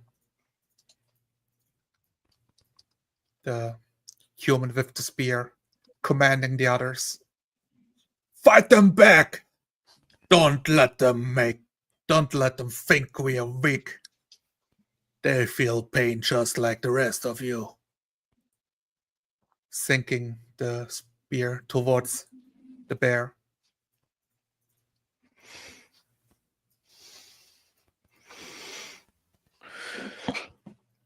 I swat it away before it can plunge into my skin. I point my one of my short sword toward the guy with the spear. I say, "Get him!" and I charge toward him.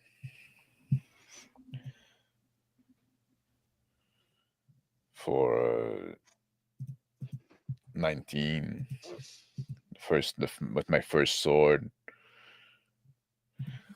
I charge. Swing one of my sword. Cut him on the side. The next sword come down a little too soon. Miss. Chicken Bones follows after Kaharn, his eyes snapping to their leader. He charges forth, the chainmail clinking as he does, and he raises his warhammer up high.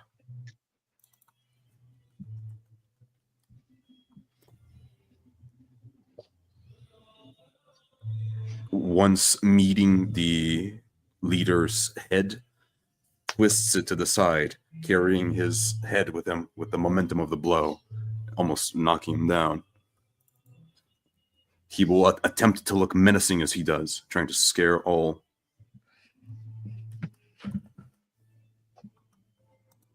Using menacing attack on the enemy leader.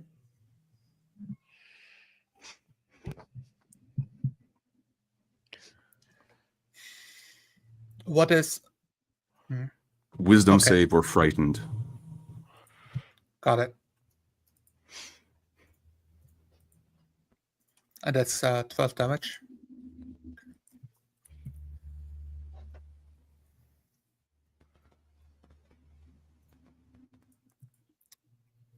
The two other humans stumble back, but they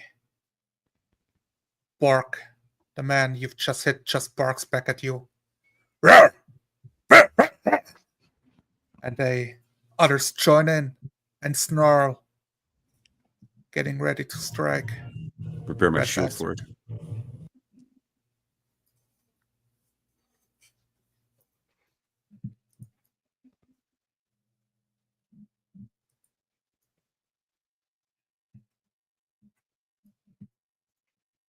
Red bastard, it's your turn.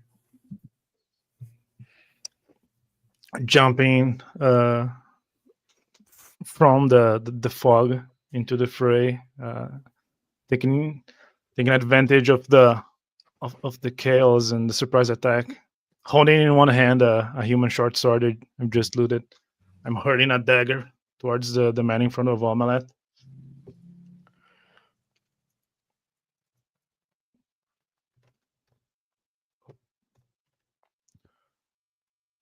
$15. I'm screaming like.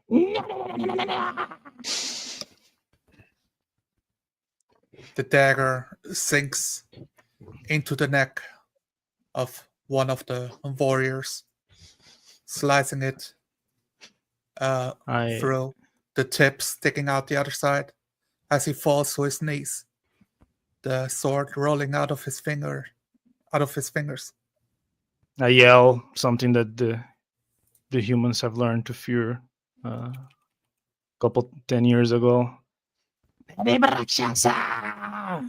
Like Nedib lives.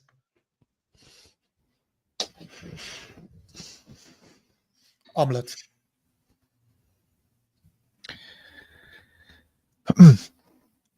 I can continue to gnash at this spear that's been like interposed into my mouth, blocking me from biting the human, and use my weight to get around it and snap at the human with my teeth.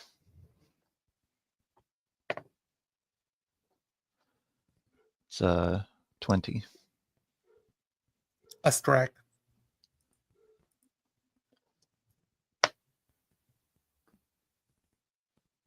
Uh, 11 piercing.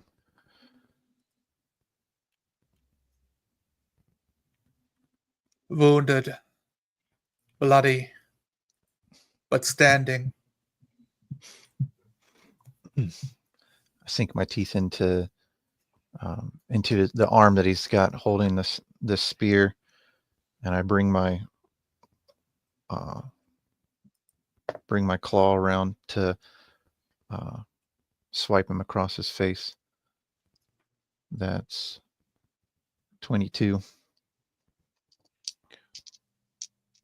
Another hit.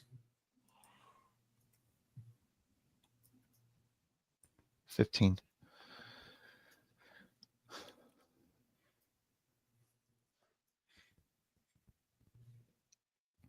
He takes a beating left and right.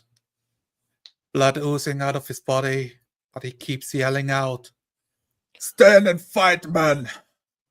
We have to hold them back until the women escape." In common.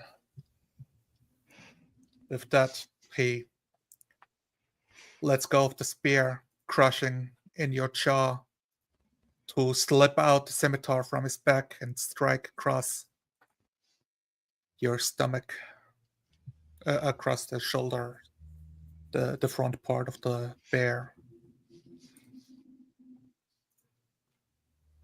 Hits. Dealing 6 slashing damage. And he does a second attack. The second one not having enough follow through as the muscles like squirt out some blood, gliding off the fur. The I let out other a man roar in pain.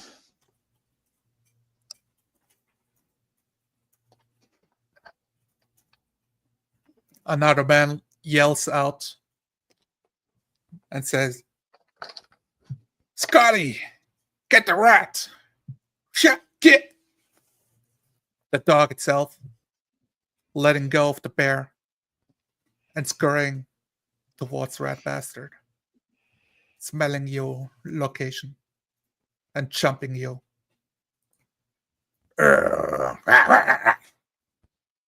With a 21. Biting into you for 2 damage. This dog on top of me. I holding the short sword, trying to push the dog away. I shank it on its neck while it's biting down at me.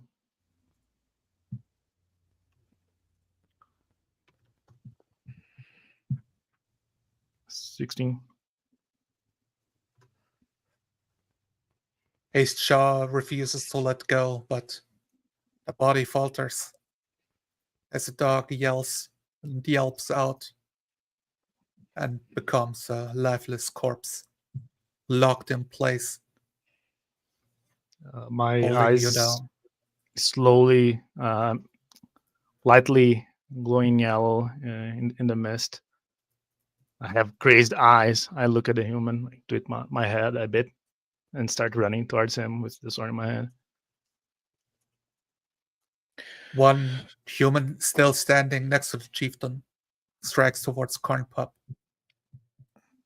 with the 2 humans in mortal combat with a short sword.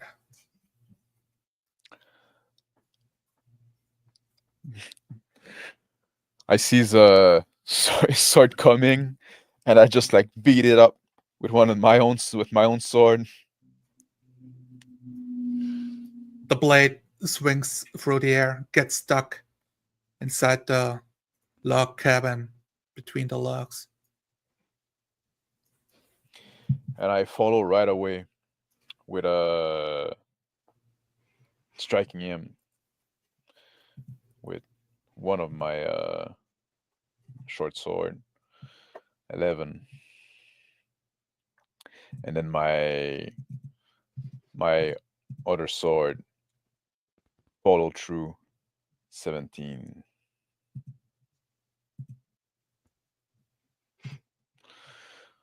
Five damage. His arm that is still holding to the sword stuck to the log cabin. Now I got a big gash on it. As I Yelling out in let a pain, chuckle go. biting his tongue, blood oozing over his lips.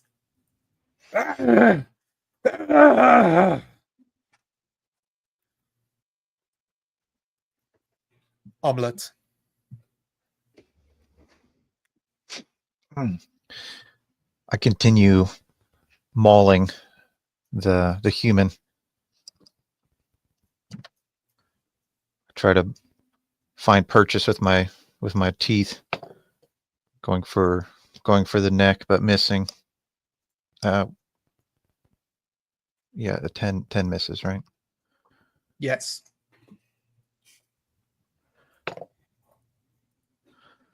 I take another swipe with my claws for 16. A hit.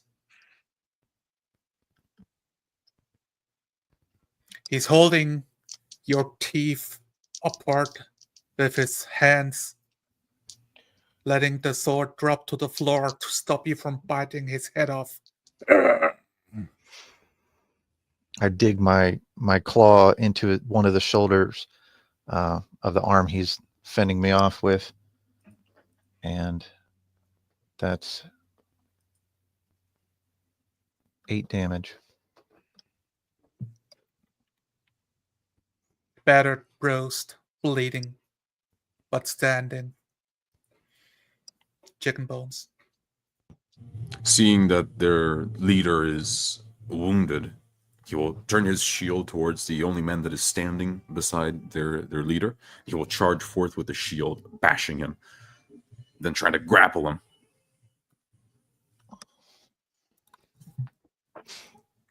Okay.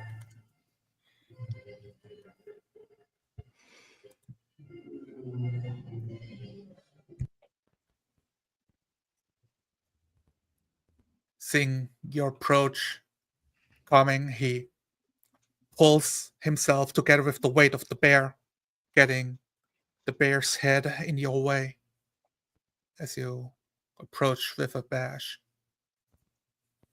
I run into the back of Omelet's bear form with my shield, unable to reach the man around the enormous creature.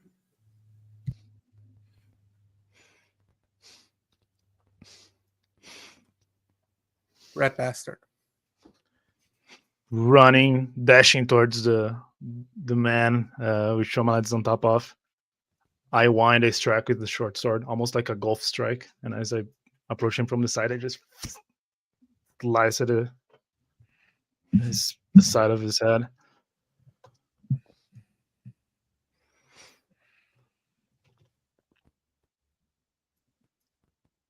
It's 18. Which man? The chieftain One. or his ally? Ally. A death blow. Short sword that slices through, spraying blood. Some brain matter dropping on the muddied, cold dirt. Hanging, limp. A death grip on his sword, stuck in the log cabin. Looking down. Blood oozing and covering the green verdant floor. I immediately start dashing towards the leader. Surrounded by 3 of you. He yells out.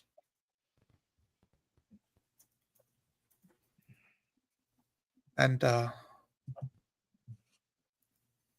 punches the bear in the throat.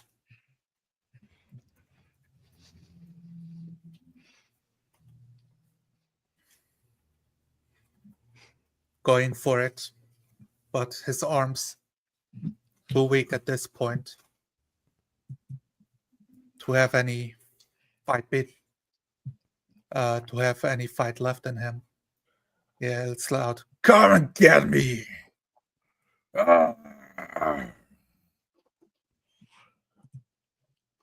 People yelling in the background, running, screaming, getting lower and lower as they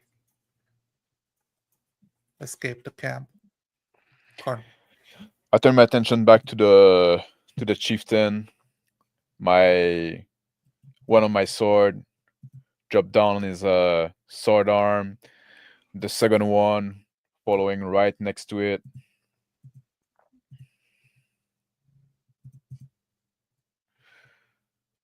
Total 9 damage.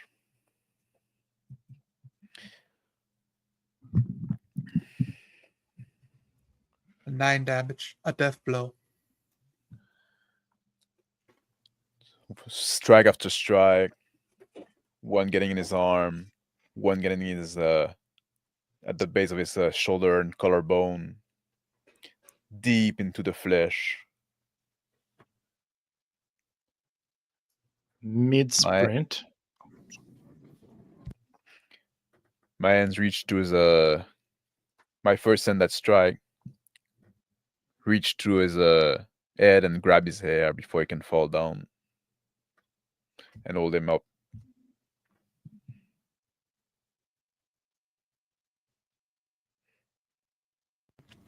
His eyes stay open. Blood bleeding everywhere as light in his eyes start to fade.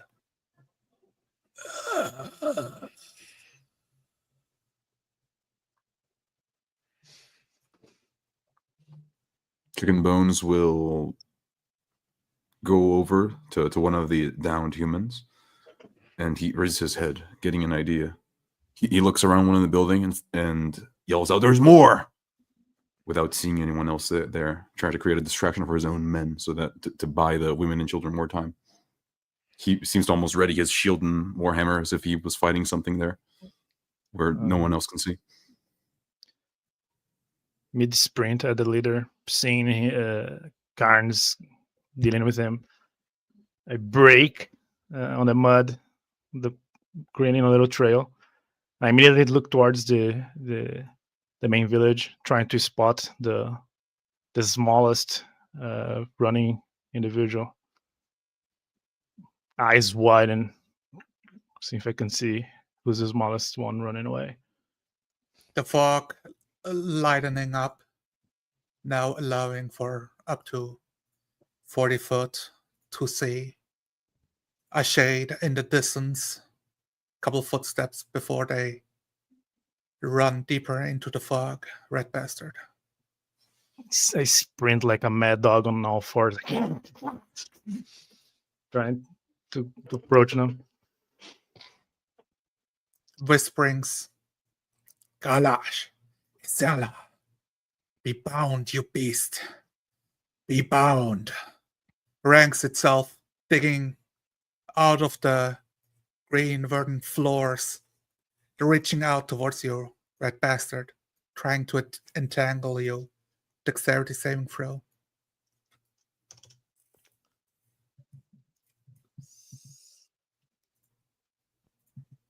Nine. The first one just stumbling you in time, scrambling back up. The second and third bind over your shoulders and or your back, pulling you down, tightening up as more and more ranks tighten over your body. The shade of a person with a long stave as a smaller figure runs past her, whispering, I will remember this creature. In common. And then disappearing. Trying to cut off the branches. I'm yelling now. He's Ned! He's Ned! Holding the head of the war chief with my other sword, I strike at the neck, severing the head. And I throw it out to where the creature was just before disappearing.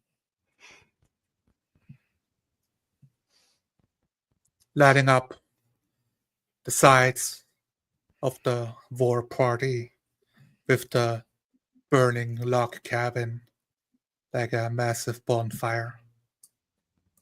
We end the session for tonight. Good session. Yeah, boy. Yeah, Mr. Playing both sides, eh? Well, I am Right from the fighting start. for the orcs, but I thought that using the language barrier, I could, buy some time, not for the humans to win, but for the humans to retreat with their women and children. That's what I've been trying so far. To win another day. Yeah, but this is cool. I All like right. the Session, mental yeah. impact and chicken Yep. bones of having to fight for both sides almost at the same time. Yeah. This was cool. I like And it. I'm not sure if you hit any of the human. I didn't. And Just missed, I'll you're like try. completely- I'll try not to eat. Look, Yeah. it looked convincing, okay? I mean, unless Yeah. you were like right next to him, watching him fail every single attack. We need to we need to be a little more careful with the turns. That's what I would say. Mhm. Yes. Calvin, you the need to take turn your order turn. was And Nicholas, one turn. What? Wait, what? One? I did one, right? The dog attacked you, and you did like an immediate. I'm taking my turn now to attack. No, the dog." I thought it was my turn. It wasn't. No, it's Okay. so I gave all of you guys a turn, and then I play at like all of the NPCs. You So forgot then I do all the I was NPCs, and then I confused start at the with order. Greenhorn was never mentioned. yeah. Oh yeah. Well, I guess he didn't He join this fight. cowered. He Yeah. cowered. Yeah. Forgot So, about yeah. it, He, right? lo- he lost But to Red Bastard. Yeah, I I'm think okay it also was like. Hmm? it was Mr. Max first, and then I, then Omelette and Rat Bastard was the last I thought one. no. I think it was like me, then Omelette, then you, then Red Bat. I think that was the order we Oh, did. Like okay. originally, like we Yeah. kind of went like counterclockwise in a I sense, was right? And trying then to, okay. but GM. yeah, like with chicken bones, you cut I in the think turn before yeah, omelets. once or So twice so I someone just screwed had it up. kept track of it after the fact to make sure Yeah. omelet has his turn Yeah. before Also, I like strike. NPCs, right? I'm okay when sometimes like they're not mentioned because like he might be doing his own thing. Maybe like one man like came out and he fought and he got engaged with this man like, and we didn't see him doing that because we're like in the scrum ourselves, right? So like that's not necessarily like a bad thing. I think like when the NPC just kind of get like in the background, maybe he fought with somebody, like maybe one of the men like came around to him and we don't know yet, or maybe he did coward, right? We'll figure out after. You have to find out next episode. Yeah, exactly. Yeah. On But the yeah, I think like next for Dragon this episode, I Ball think like Z. this is the one thing that we need to improve would be like trying to get better turn order and like also like keeping our turn short, right? Trying to like turns are supposed to be like 6 seconds, right? It's like how much you can do, and there's also like the mechanics. If you run to it to strike somebody, while you took your movement and your action, right? You don't necessarily have another movement after that. I thought my thing would allow me to do that though. Could be. Am I Yeah, wrong? you might have something Because I that have a allows you. dash. I have a free You do. dash, right? Oh With your yeah. bonus action, And yes. Well, as the rogue, you can Okay, basically cover double the distance. Then that's I do fair. have a question. Then like Who doesn't apply. are you referring to? Because I don't know if I had any turn inflation. I think So I mean, at no. the start, right? Like we had the fight start with Kaharn, and then Yeah. you took a turn chicken bones. When I was trying to go clockwise with omelette, chicken bones, red bastard, then I play out the NPCs and start with Kaharn again. So and that was at the start. to be fair, also like the system is difficult. It does lean toward like turn inflation because like people Yeah. have multiple attack. People have like feature they can do like, oh, I can attack and do it and bonus action and shit like that, right? Yes. So I cannot really criticize that because the system like does like push you toward that in a sense, right? Just like so. A good example I is my know. battle I master know. At one maneuver. point, yeah, and at one point you did a reaction, and I picked up on that, but Yeah. it was a bit difficult to like, yeah, like you were waiting for me to finish, and then you described your reaction after the The fact, ready. which I guess was the only like way to do it, right? You did Yeah, I'll be earn the honest. reaction there in melee, so you should be able to strike. Yeah, I didn't like the way the mechanics worked with ready in action, and I wouldn't do Yeah. it again because I think that was one of the things that made the turn order harder to follow. I think it was hard to follow Yeah. because I described myself like readying an action. I think you understood that, right? But then Yes. I didn't want to stop you from talking and say, "Oh, my reaction triggered," right? So I waited until you finished talking, Yeah. and then I think someone might have taken a turn between my Might have been reaction Nicholas. triggering and me doing it. Yeah. Yeah. So like yeah. reactions don't work. Like using my reaction to ready an action, I think was the You're one thing that like- screwed up the. I didn't pick up on the ready action when you really? describe it, but like I'm not the most familiar with that. Like I haven't played 5e like in a while, so like I'm not like it's not like Mhm. fresh in my mind really. I don't know if like if the GM picked up on it. But yeah, I agree with you. That would be a challenge because you really need to kind of like telegraph it that's what it's Yeah. you're doing, right? So the GM can say like, oh, now he's entering your range, right? All right, that's your trigger. Yeah, Go ahead. like I said, I wouldn't ready an action again like that. Although I think it worked for what my character would do because he didn't want to be too aggressive with the humans. He wanted like to interpose himself Yeah. between you and the humans, Mhm. almost Yeah. defending you from the humans, almost like defending the humans from you as well. I think it was cool. On your first I mean- strike, when you first attack Conway, and I wasn't sure if you attacked me or the boy, like you missed, right? So, but I wasn't sure who you were aiming at that point, I right? was aiming You at the just like boy, yeah. spoke in comments saying to flee, and you just came in, but then like Zonalar like narrated as you aimed at the boy, so I run with that, and you missed anyway. So like I could say like Kaharn Pa'Up would have been like focused on the boy anyway. Like even if you tried to swing at him and miss, he could have not noticed, right? And just thought you did a bad swing at the boy and come close to him, right? Just like, but so that's where I went with. But at some point, there was a bit, which again, could have been this confusion in game, right? As the character could have Exactly, been like like, the character confusion, yeah. yeah, And it's cool because especially since you missed so badly. yeah, the pressure is there though. That's really cool because our characters had back and forths between like the human fighting thing, right? Yeah, I like this tension in the air. Yeah.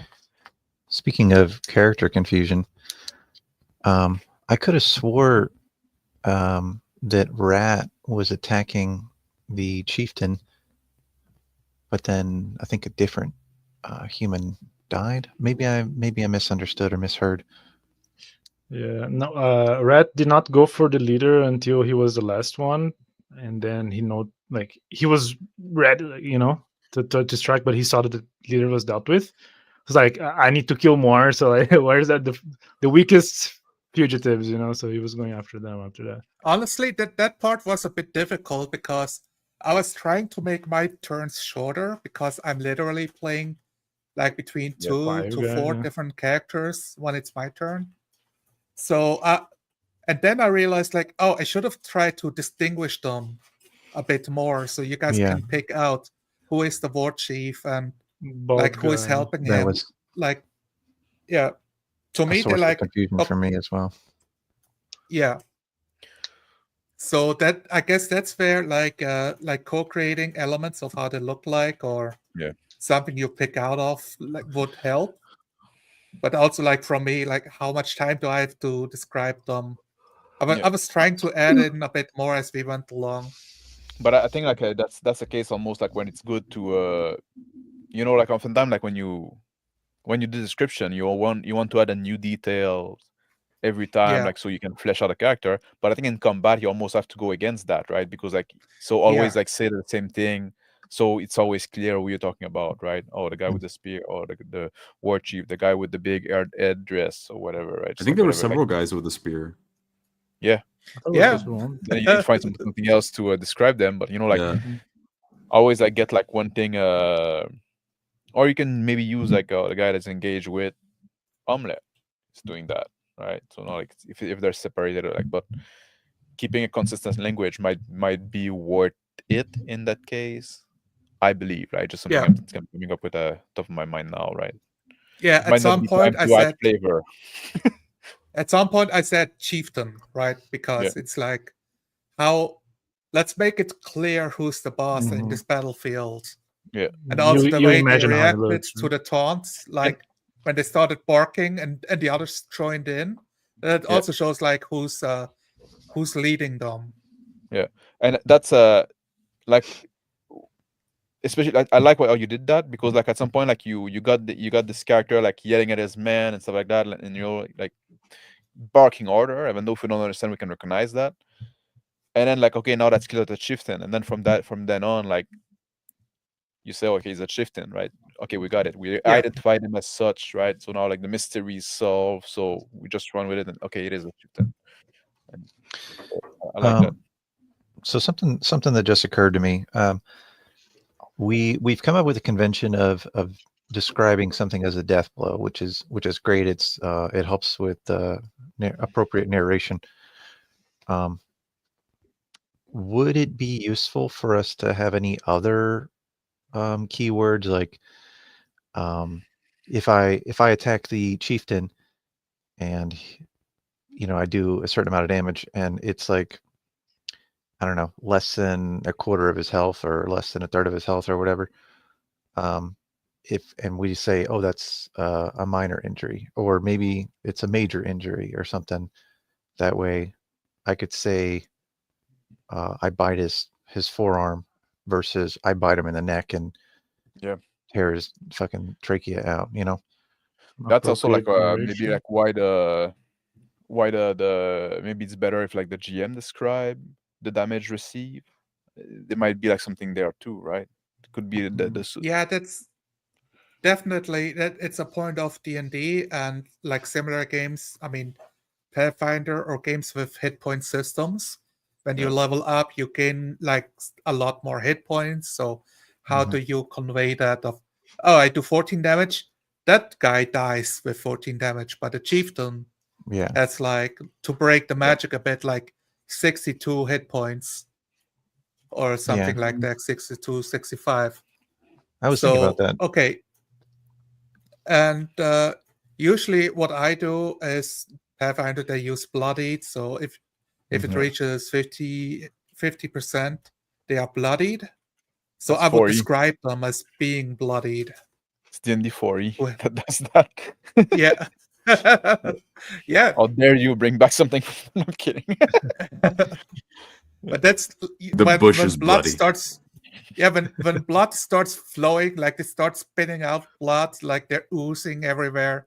I use that kind of language to really show, like, okay, they're like at half hit points. Like now you've gone through the armor, you've done real damage. I want to go through some of the comment. Like Dudos question, like Kaharn Pa'Up is big smart. Yes, for an orc, it's Yeah. pretty.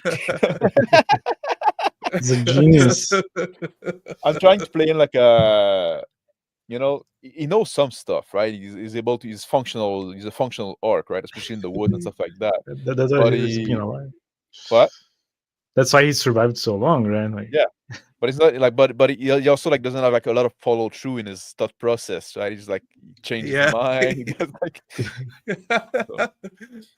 since orc Yeah, and he- magic are only nightmare in the forest. Changes his mind like the wind sometimes. I really like how Greenhorn like- was depicted this session. Specifically for that, he's not the brightest, right? I feel like almost like my character's trying to keep him alive because Yeah. he, Man, he's I feel so horrible that like I'm going first, like pushing it away. He takes a jump, falls into the river immediately. Yeah, I had Like, yeah. I had a little bit of a tough time imagining that scene because I was trying to reconcile there's an area of the stream that's shallow enough that there's stepping stones, but then the guy falls in and he's like Yeah. drowning or unable to swim. So I was trying to figure out, which I think Yeah, it's not allowed for to, me- is it I deep think or it's is not it allowed shallow? to river more often. Look, they were big stones. Okay, what can I say? the river was But for me- roaring. The danger was not the drowning. The danger was fucking catching a cold and gaining a point of exhaustion. If you Which I call it. did. And I don't know if you recognize that, Red Bastard, because I said it once and once only. And I did wrote not a note write about down as like in my head he was just like super exhausted but not cold, so that's why I roll in disadvantage the escaping the vines because of that. Yeah. Because Okay. because like he was still tired but nothing cold. It did not go through my mind because like Okay. in my head he's been used to living such squalid situations that like he's not gonna Oh. catch a normal cold, yeah. I To think be River fair, like, is fine. And like being in the rain not- all night after the fact. I That's don't even fine. know like the level of exhaustion work on top of my head. So if I caught Yeah. on, would I be like, oh man, fuck. What is it? I was half expecting everybody to just like look at Greenhorn like nobody's doing nothing, just like looking silently as it's You know- dragged down the river. Like, yeah, well, that- that happens. You the scene worked out great because I love the scene of like Chicken Bones, like, oh yeah, we're all in this together, and he tosses the rope, and everyone just watches. That was such a good scene. What stupid human plan are you doing, Chicken Bones? Just walk over the Exactly. steps.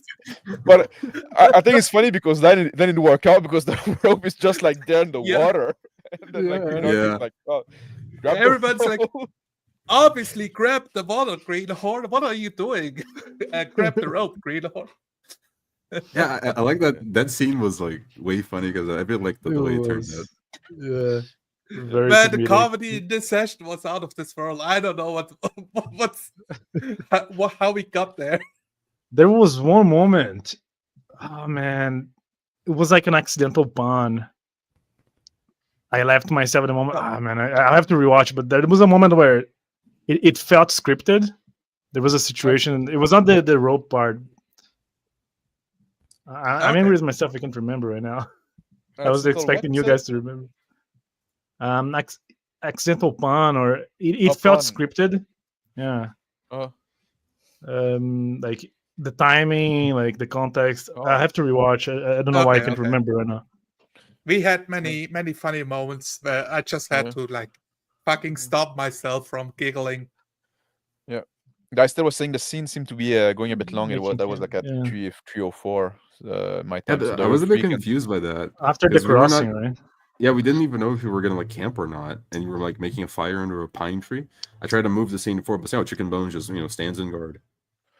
Yeah. Yeah. I mean, I wasn't sure where we were going either. Nobody But I wasn't think that either. was also in character, like you guys were Yeah. negotiating what to do back and Mhm. forth. Yeah. So, Yeah, So, like that was a point, like we didn't have a clear goal, like we weren't sure now like what to do, so we needed Mhm. some the time camp to is figure it gone. out. It's the middle of the night. But I think it's also like a fair, like you also have at some point, like when we make those like anchoring action, right? The gym also has it's a license for you to skip time, right? Now you can say like, oh no, the fire picked up, the clothes are drying, right? Because we clearly indicated that we're spending some time here, right? So you can like fast forward the time, right? We all busy doing something. When Red Bastard said like start talking about elves, how did you feel? Because I was not even there. I was trying to think like You always he's talk about skeptical that. elves. Yeah, exactly. Like, oh, it's a tree. Like, of course, it's elves, Yeah. But I remembered your video about keep adding stuff, even though I was not a GM. But I it was what my character would do, man. So. But that's how I took it, because like you talked about elf before, right? Like it's something like Red Bastard is always he's always blaming elf for something. Like even though like we haven't seen elf, like in Never a while. seen one. It's always like, oh, there must be elf. Like that's, I don't know. It felt tree like very hugging in bastard. character. Okay. Yeah. Sorry, you Um, said that, Kevin? I said those tree hugging bastards. Yeah. Exactly. But I think it's a trade of works. We're like, oh, I think it's an elf. Oh yeah, you're right, it's an elf. And then another one, yeah, it's elves. We're looking for elves now. that's a pretty fun, like, because it depicts them as being impulsive, right? And I like that. A human wouldn't be like that. Exactly. Speaking of the changing gears from hunting the Hydra to hunting the humans, I didn't like interject with it, but I was definitely expecting Chicken Bones and Greenhorn to like have more to say about that. I was expecting Greenhorn especially to be like, dude, like What the fuck? I Like, signed yeah, up. why? Like, You recruited made me to leave do your this home, thing, and now like Chicken I'm not- Bones Came all tried, this like, way. Chicken Bone tried in character to dissuade them from going Yeah. ahead like twice. It even became like a point of contention between the party, right? Exactly. I guess At some, was I expecting mean, more I was from thinking Greenhorn. about the hierarchy, right, of Greenhorn and Kaharn Pa'Up, and he did confront Red Bastard about the child. So I'm thinking about what would he do, and when Kaharn Pa'Up says we're hunting humans now, he's like almost rationalizing to himself, yeah, it's better to have one hunt instead of like coming back empty-handed, Yeah. like sick, like completely drenched from the rain. Yeah. And also like the Chicken Bone, like kind of like trying to bring the contention, that would almost like solidify the idea in Kaharn Pa'Up's head that now like, oh, like this guy doesn't want us like that. Now we're definitely doing that. Because I want to test my character, yeah. It's just a spider. Yeah, spy and testing the character, and we talked we had this conversation with Red Bastard as well about like, well, we'll see what side you fall on. Like, let's test him, right? Just Did anyone catch the retcon that happened at the very beginning? There was actually two. Yes, I did. There were two that happened at the very beginning. Oh, which ones? Because maybe last game we stopped. Like I woke up Omelette and he went outside the tent with me, and then I got struck, and then I was like, But then I got teleported back to the bed. Yeah, that's And, I forgot that you were already out. Sorry. and the other one that happened was Guys, I literally asked you guys, do you want to talk about what happened last session before you start? And you we all probably should said, next like, time. nah, we don't need that. And I just no, I just fucking rewatched the session, but I just like in the heat of the moment, like that could have been like This is a solved lot. with because I just said like I look at where like Omelette is sleeping, and it's just Yeah. not there, right? So it's not a Yeah. big retcon in that sense, right? It's just like you don't have to be teleported there. I can just say like the place is empty, right? Yeah, Like I just woke up. Like in the last session, I didn't get up yet, right? Just like Right. just in the way the GM can 4D a contrivance to stop Yeah. a co-creation, I think another player should be able to. Yeah, so I think but it's also Omelette. like when it's something that sorry, finish your thought, Conway. Yes, so I think Yekrop could have said Omelette is not there. Just that Yeah. alone would have killed it, right? I'm not because dead. that's something that is prevailing to your character. It's like when Rat Bastard were saying like, "Oh, go to look for the potion on Omelette," right? And then like Calvin, you took over the narration, like, "Oh, it's there," right? Like you almost like kind of fitting Gave the him role of the permission GM there, almost. like doing the narration, because it's prevailing to your character. You know what a potion is, right? So I think in that case, the same thing is fair, right? I can wake up and say like, I look at the bottom of the bed where Omelette is sleeping. Could just say like, and the place is empty, right? And just like, oh, okay, Yeah. and I got it. Maybe What it's was the also, second retcon? Yeah. Yeah. The let's go. second one, I was like kneeling down and inspecting one of the twig blights, and you came over. And I like pulled a dagger out and handed it to you, and then I on your did turn, not hear that. on your turn, did you're like, not hear that. I step on the twig blight and yank my dagger out. Yeah. Dude, I have no recollection of you saying those words. Like it didn't happen. It Didn't happened. happen in my world. That never happened. I Mandela almost effect have in to real go time. back. Did you guys hear that? I don't remember you saying that. But now it's 2 hours ago, so no, Yeah. Yeah. I don't know. Well, on the rewatch, you'll catch those and say, oh man, yeah. Sometimes it happens, right? Sometimes like you miss something or you're distracted for a second, right? Just like we try Yeah. not to, but You think nobody about your expects turn while another player takes their turn and you miss it Yeah. because Yeah, you're and- trying really to tough. do two things at the same time. 2 hours, it's bound to have a little inconsistency here and there in 2 hours. It's just the way it goes. I think the best thing you can do is just roll on with the punches and keep the Yeah. experience going. Yeah, I'll be curious to in the rewatch. I want to see if how well we did on the fast combat. Mhm. I think we. Oh, It yeah. felt faster, I would say, than last time. You think so? The first combat was pretty Mhm. fast. Yeah, that's true. I like in the first combat, like I like in the first combat where like the one thing I like is like I take like fucking 3 turns just to before I do any fucking thing, right? And same with Fight Chicken Bone, like, me! yeah, but even like just like fucking wake up and I grab my sword and then I just like just stepping out the hut, right? But I actually like that. I appreciate that. I think it's more realistic. Yeah. And not to make a dig at anybody, but if I was like fully inside my sleeping bag, well, I think you kind of made it seem like, oh, you're just kind of struggling to get out of your sleeping bag, and you're like, oh, I don't have my armor on. So that was yeah, that was Chicken good, Bone but did it well as well. Chicken Bone also like took some time just to Yeah. I'm just waking I think up I and skipped like 2 or 3 turns in that first scene. Yeah. You and Rat Bastard like were already like Omelette and Rat Bastard were already in the fight, right? But Mhm. like we were waking up, so we're just like we had Yeah, to I take got this really time. close to dying there. Like I had 4 HP left. Like I could have been down. was Oh, I that a need to, crit on last game? Like, what was it? record my No, it HP. was just a good damage. I just have not that much, and it was like Oh, 5 or something. That's enough. Like that's It was, nearly yeah, half. it was of my- exactly. It was a porcupine. Then he got attacked by a bush out of nowhere. Like, why would the bush attack me? What's happening? Why Wow. everybody hates me? What have I ever done? Don't Well, worry, world buddy. I is got so a potion cruel. with your name on it. You know.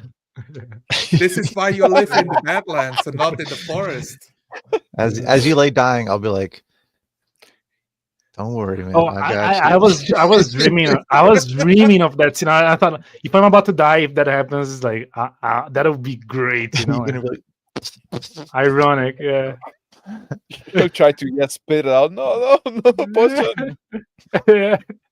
Yeah. I was half expecting that. Also, obligatory piss scene during the session. Yeah. Yeah, Yes, we didn't miss the we pissing. we had 2 penises, I think. Yeah, we Yeah, doubled the true. quota. Yeah. The what I Uh, call- So we can keep Greenhorn, our, get some pants on, you know. we can keep our M rating. exactly. a Yeah, it mandatory was- minimum rating. No, I like the I session. would like to know. Yeah, No, and I was saying, Red I Bastard. like the. Yeah, okay, finished. You Yeah, go ahead. You go ahead. Okay, fine. I take it now. Red Bastard. At some point, I just described you like alien dragging a human away as you death blow into the fog. Yeah. Was that too much? Was I like painting your? Was I moving you? No, because I said what I was doing, and you just like continued. You know, because I started dragging him. And you just said like he, gets dragged into the mist. Like like horror, like you said, Predator or whatever was the name of the movie. Yeah, So I it feel was like I okay. was definitely like, okay, let me just make you sound cool. But I can see that being like, Mhm. oh, Chia, you're doing that thing again where you have to re-narrate everything I'm doing. No, but you did not narrate. You just continued it. I do have to say though, like, because twice I tried to just give a debilitating strike to let the other guys finish, but then like death blow, like, oh, I guess he takes over by bloodlust and start. Yeah, It makes no sense to get like stabbed in the calf and like and you die. Right. So like You had like, the femoral I- artery, right? yeah, it's Yeah, like video game logic, the same thing We were happened fighting when Achilles. Yeah, when I was a dire wolf and I bit into. It was like one of our first games. I think it was our first game. I bit into Yeah, the bandits, the the human's two leg, hunters. and it was a death blow, and I was like, Rip it okay. apart. I ragdoll his ass. Yeah. And then I just decided, you know what, Red Bastard, if he kills someone, he gets into like bloodlust and goes berserk for some reason, I guess that's a new trait. So your And character resolution super cool. increased as you play them as well. That's what happened. do you think Yeah. that we could have done the Battle Master maneuver better? Because I tried as much as possible to make myself sound menacing, and I think it didn't go through until in the very end. I said I use a menacing attack, right? Yeah. I wasn't even aware of what class you were playing until you said it. Yeah. Yeah. That's a Sure. good that's a good character there. Yeah. Not defined, But those fucking like there are to especially because like you have to communicate. Like I have like some stuff, right? Like I have like a Colossus Slayer, for example, right? Where I can add Yeah. a D8 to somebody that already is damaged. That's something I can use. I don't really have to communicate. Sometimes, like I don't know if you notice at some Right. point, like I roll a D8 more, right? Just like just Mhm. something like that's how I decide to. But like there's some class feature that are designed in a way that they're so hard to communicate for somebody else that like, oh, you have to Yeah. know that you have to do that now, right? It's like same thing with spell, right? It's a spell that you cast a spell, but you have to communicate the other guy that doesn't Yeah. know all the spell, doesn't know all the the healing spell. I forgot how it worked. I just gave myself like I think 3 or 4 points back because I didn't remember. Like that is not too much. This is not too little. It's the 10 berry. Yeah, 10 it's healing. 10 points of healing if you ate all of them. but you ate half of them. Yeah. Fucking rub half of them. Yeah, so I guess 4 was fine. 'Cause I didn't remember how to use it, so like Red doesn't remember either. So like it's habits. Yeah, this is why you need a universal system, right? With universal rules, not Yeah, section based. It helps. Yeah, I think we even did that thing of like, oh, a handful of berries. But I know, wait, it's 10 berries, and each berry is a hit point. How is he going to know how many berries he should heal? How is he gonna heal from this? It's gonna I mess it feel- up, but Yeah. I'm fine with that. Like, okay. Yeah. I like the I like the dynamics that is developing between the character. Like I feel like there's a lot of like fuel for next thing to come up, right? Chicken Bones Yeah. edition was a good one. Yeah. Because it highlights the monstrous characteristics of the other characters in a way that I think it wasn't so much before, Yeah. because everybody was kind of doing this thing. But then it's such a contrast whenever Chicken Buns does anything. I think we're nailing the monstrous kind of nature of the character. Yeah. Don't you think? Do you think like are we monstrous enough? Or are we just playing like human green scheme? I'm making a conscious effort that there are different orcs that have different perspectives. So I think I'm doing a good job, man. I think I'm. but I there's think I'm only great there's at only one doing that. orc NPC to interact with now, you know? Yeah. So Yeah. so I know like what he believes. I like the dynamic with Omelette. I think Omelette saw my character with a symbol of a human god in his neck, and I should have described it better. I just didn't want to assume like God existed, right? Like a silver like hammer for Thor or whatever. But I think that's cool because Omelette seems to be more of the esoteric member of the party too, with like getting visions and things like that. It'd be really cool if it ever comes up. And one of the really funny scenarios was when we were talking about Omelette breeding. And it's really funny, like seeing Yekrep trying to depict a emotionless lizard thinking about getting it on. Certified frog stare, like Omelette's a total clueless virgin, I guess. I mean, Yeah. Well, look, if you find another lizard, like the instincts will instinct kick in. will kick in, man. You smell the pheromone. Next thing you Like, know, we have eggs. like a The dog need to humping the air. procreate. Doesn't Yeah, understand it's what he's primal. saying. What a vision. Omelette, stop that! That's our food. Cut it Like out. what? Stop. Red, get the water spray. The water Ugh. no, but that's the thing. Like I think like Calvin is nailing it about like this, having the alienness of this like lizard kind of guy, right? Just like raised and by wolves.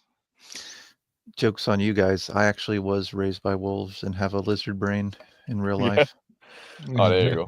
That explains. You're not it. role playing then. Exactly. Neither is Kaharn, to be fair. Touche. I really want to know what you guys think about the way I role play humans, because I mean we are not in the civilization, and even amongst humans, there's like supposed to be a bunch of different cultures, blah blah blah. They seem to be and- very low civilization. Yeah, I had the impression they were like a bandit camp, that broken off, because why are they living such squalid? No, because they had like a this snow part, leather, right? Yeah, that's true. That made me think like they're definitely like bandits, but I don't think Rat would gather that, Yeah, the way that they're footprints with no shoes. Yeah, But the first guy you hunter-gatherers. meet, he wears moccasins, so like like leather, like shaped in a way to like cover his feet. But it's not like real shoes, like hammered out and everything. Well, So those come leather much stuff. later. Yeah. That was cool. I think that we got a lot of description about the humans that stood and fought, and not enough description for the humans that ran away. So I think that might have like changed. But in my head, I was envisioning most of them running away, right? Yeah, Which I think is I a good imagined them description. most as silhouettes in the fog anyway, Yeah. That's how I was imagining. Yeah, Also, and like the I'm few not, that stood were probably like the adult males that had like children, most likely. I'm not sure also like how many building there is exactly. Like was it like 2 like kind of long house, or was it like more than that? Like that I didn't get really. But also like Yeah, we canonically, never. canonically, thought there was a wall. Kaharn Pa'Up cannot count, so cannot count.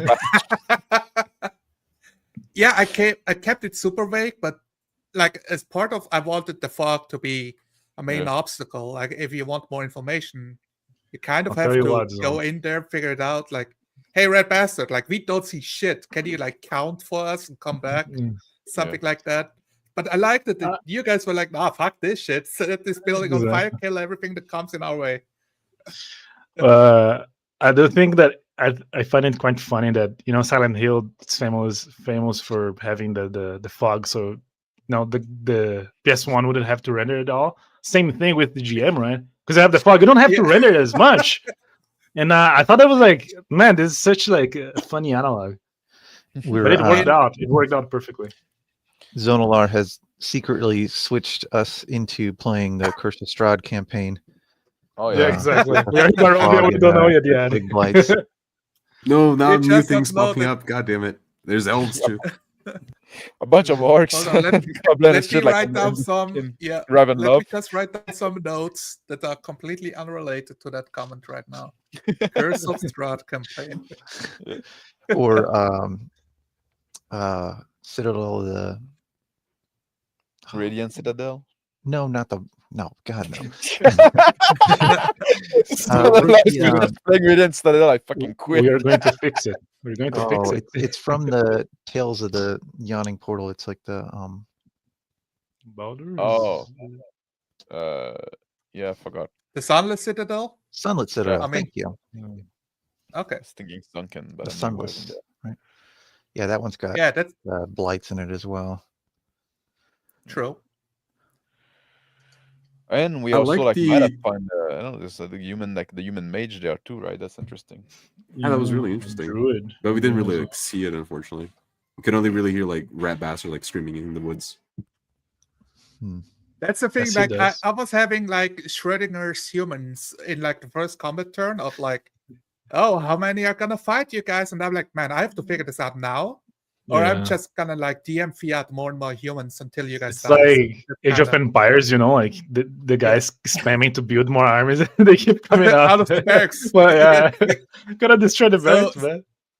So after you guys fought the kid, like missed the attack and the water thing broke, I like was like, okay, this is what I imagine what should be, what makes sense, and wrote down a number of fighters that can join the fight. Mm-hmm.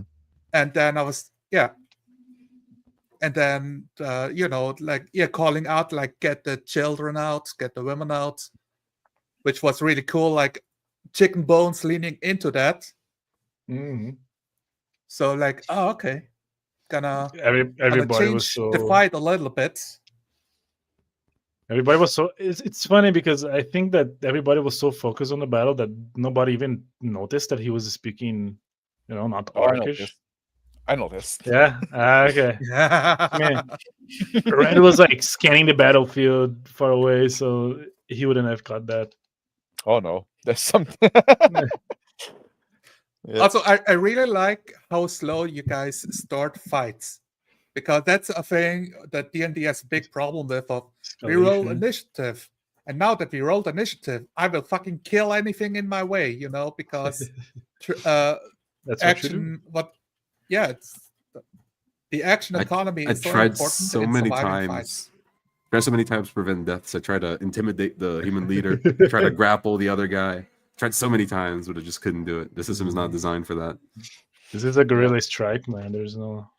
And that's something also I talked about in the past, right? About like don't try to do like the optimal, like most deep damage per round turn every fucking round, right? Sometimes it's good. It's okay to do Yeah. that sometimes, like you want to be efficient and stuff like that. But like also like take some times to add some flavor to something. Like, I tried to do that with Kaharn, right? Just like he's a bit cocky when it comes to a fight, right? He's like he enjoy the fucking violence, right? And you want to take his time to seep it in, right? So that's also why like sometimes like I'm just gonna take my time. And Super cool. well, I'm glad if you appreciate it. So in 2 weeks, In Fortnite. Yeah, in that's the Fortnite? question. 2 weeks, another Yeah. game, another session. Like, do you guys want coming to in again? end? Like, Oh, yeah. when do you want to end? Or are we just enjoying the ride for now? at some point, he's gonna write some conclusion, I guess. But for now, like, Okay. What at least to the Hydra and like Someone the will die orc eventually as politics and the goblin politics. sorry, what? Yeah. I want to at least see the Hydra and like the orc politics and goblin politics. Well, you might Yeah. not get. Maybe we'll just all die. You might not make it there. Look, maybe I see, yeah. just throw in like 5 more hooks next session for you to follow Yeah. for like 20 episodes. Yeah. No, Why Barovia can I is hold real, all boys. these- But now, Oh, like, you there's thought the- this was about Now there's a lot of unresolved tension that I want to explore too, right? Just like Yeah. Yeah. Plus, I need to have a kid. Apparently, yeah. Well, yeah, we need to see the lizard breeding program. Exactly. Repopulation program. we're gonna have a. That's actually Corn Pop's. His end game is to have an army of lizard Exactly. shaman druids. Vomalites. Maybe we can hybrid like lizard hydra. Lizard man hydra. Well, I guess you guys have to establish like how many trade relations the orc tribe has, because as it sounds like it's like 0 as Yeah. of now. Yeah. Because they find an intelligent being and it becomes a dead intelligent being, you know? Yeah. So, It's a dead being. Okay, 2 weeks All right. from now, 2 another weeks game. from now. 2 weeks. Yes, Alright. that should work because I am gone for like a wedding, but that is later, Mhm. so it's not in the way of our sessions, Okay. so we can play. Okay. And So just in- as a reminder, we could shift to the left or the Yeah. right one day if something comes up. Yeah, but like if it comes, like we look with time and stuff like that, like for the wedding, shit like that. But like it's for now, it could be like the 24th. Yes. That's good. All right.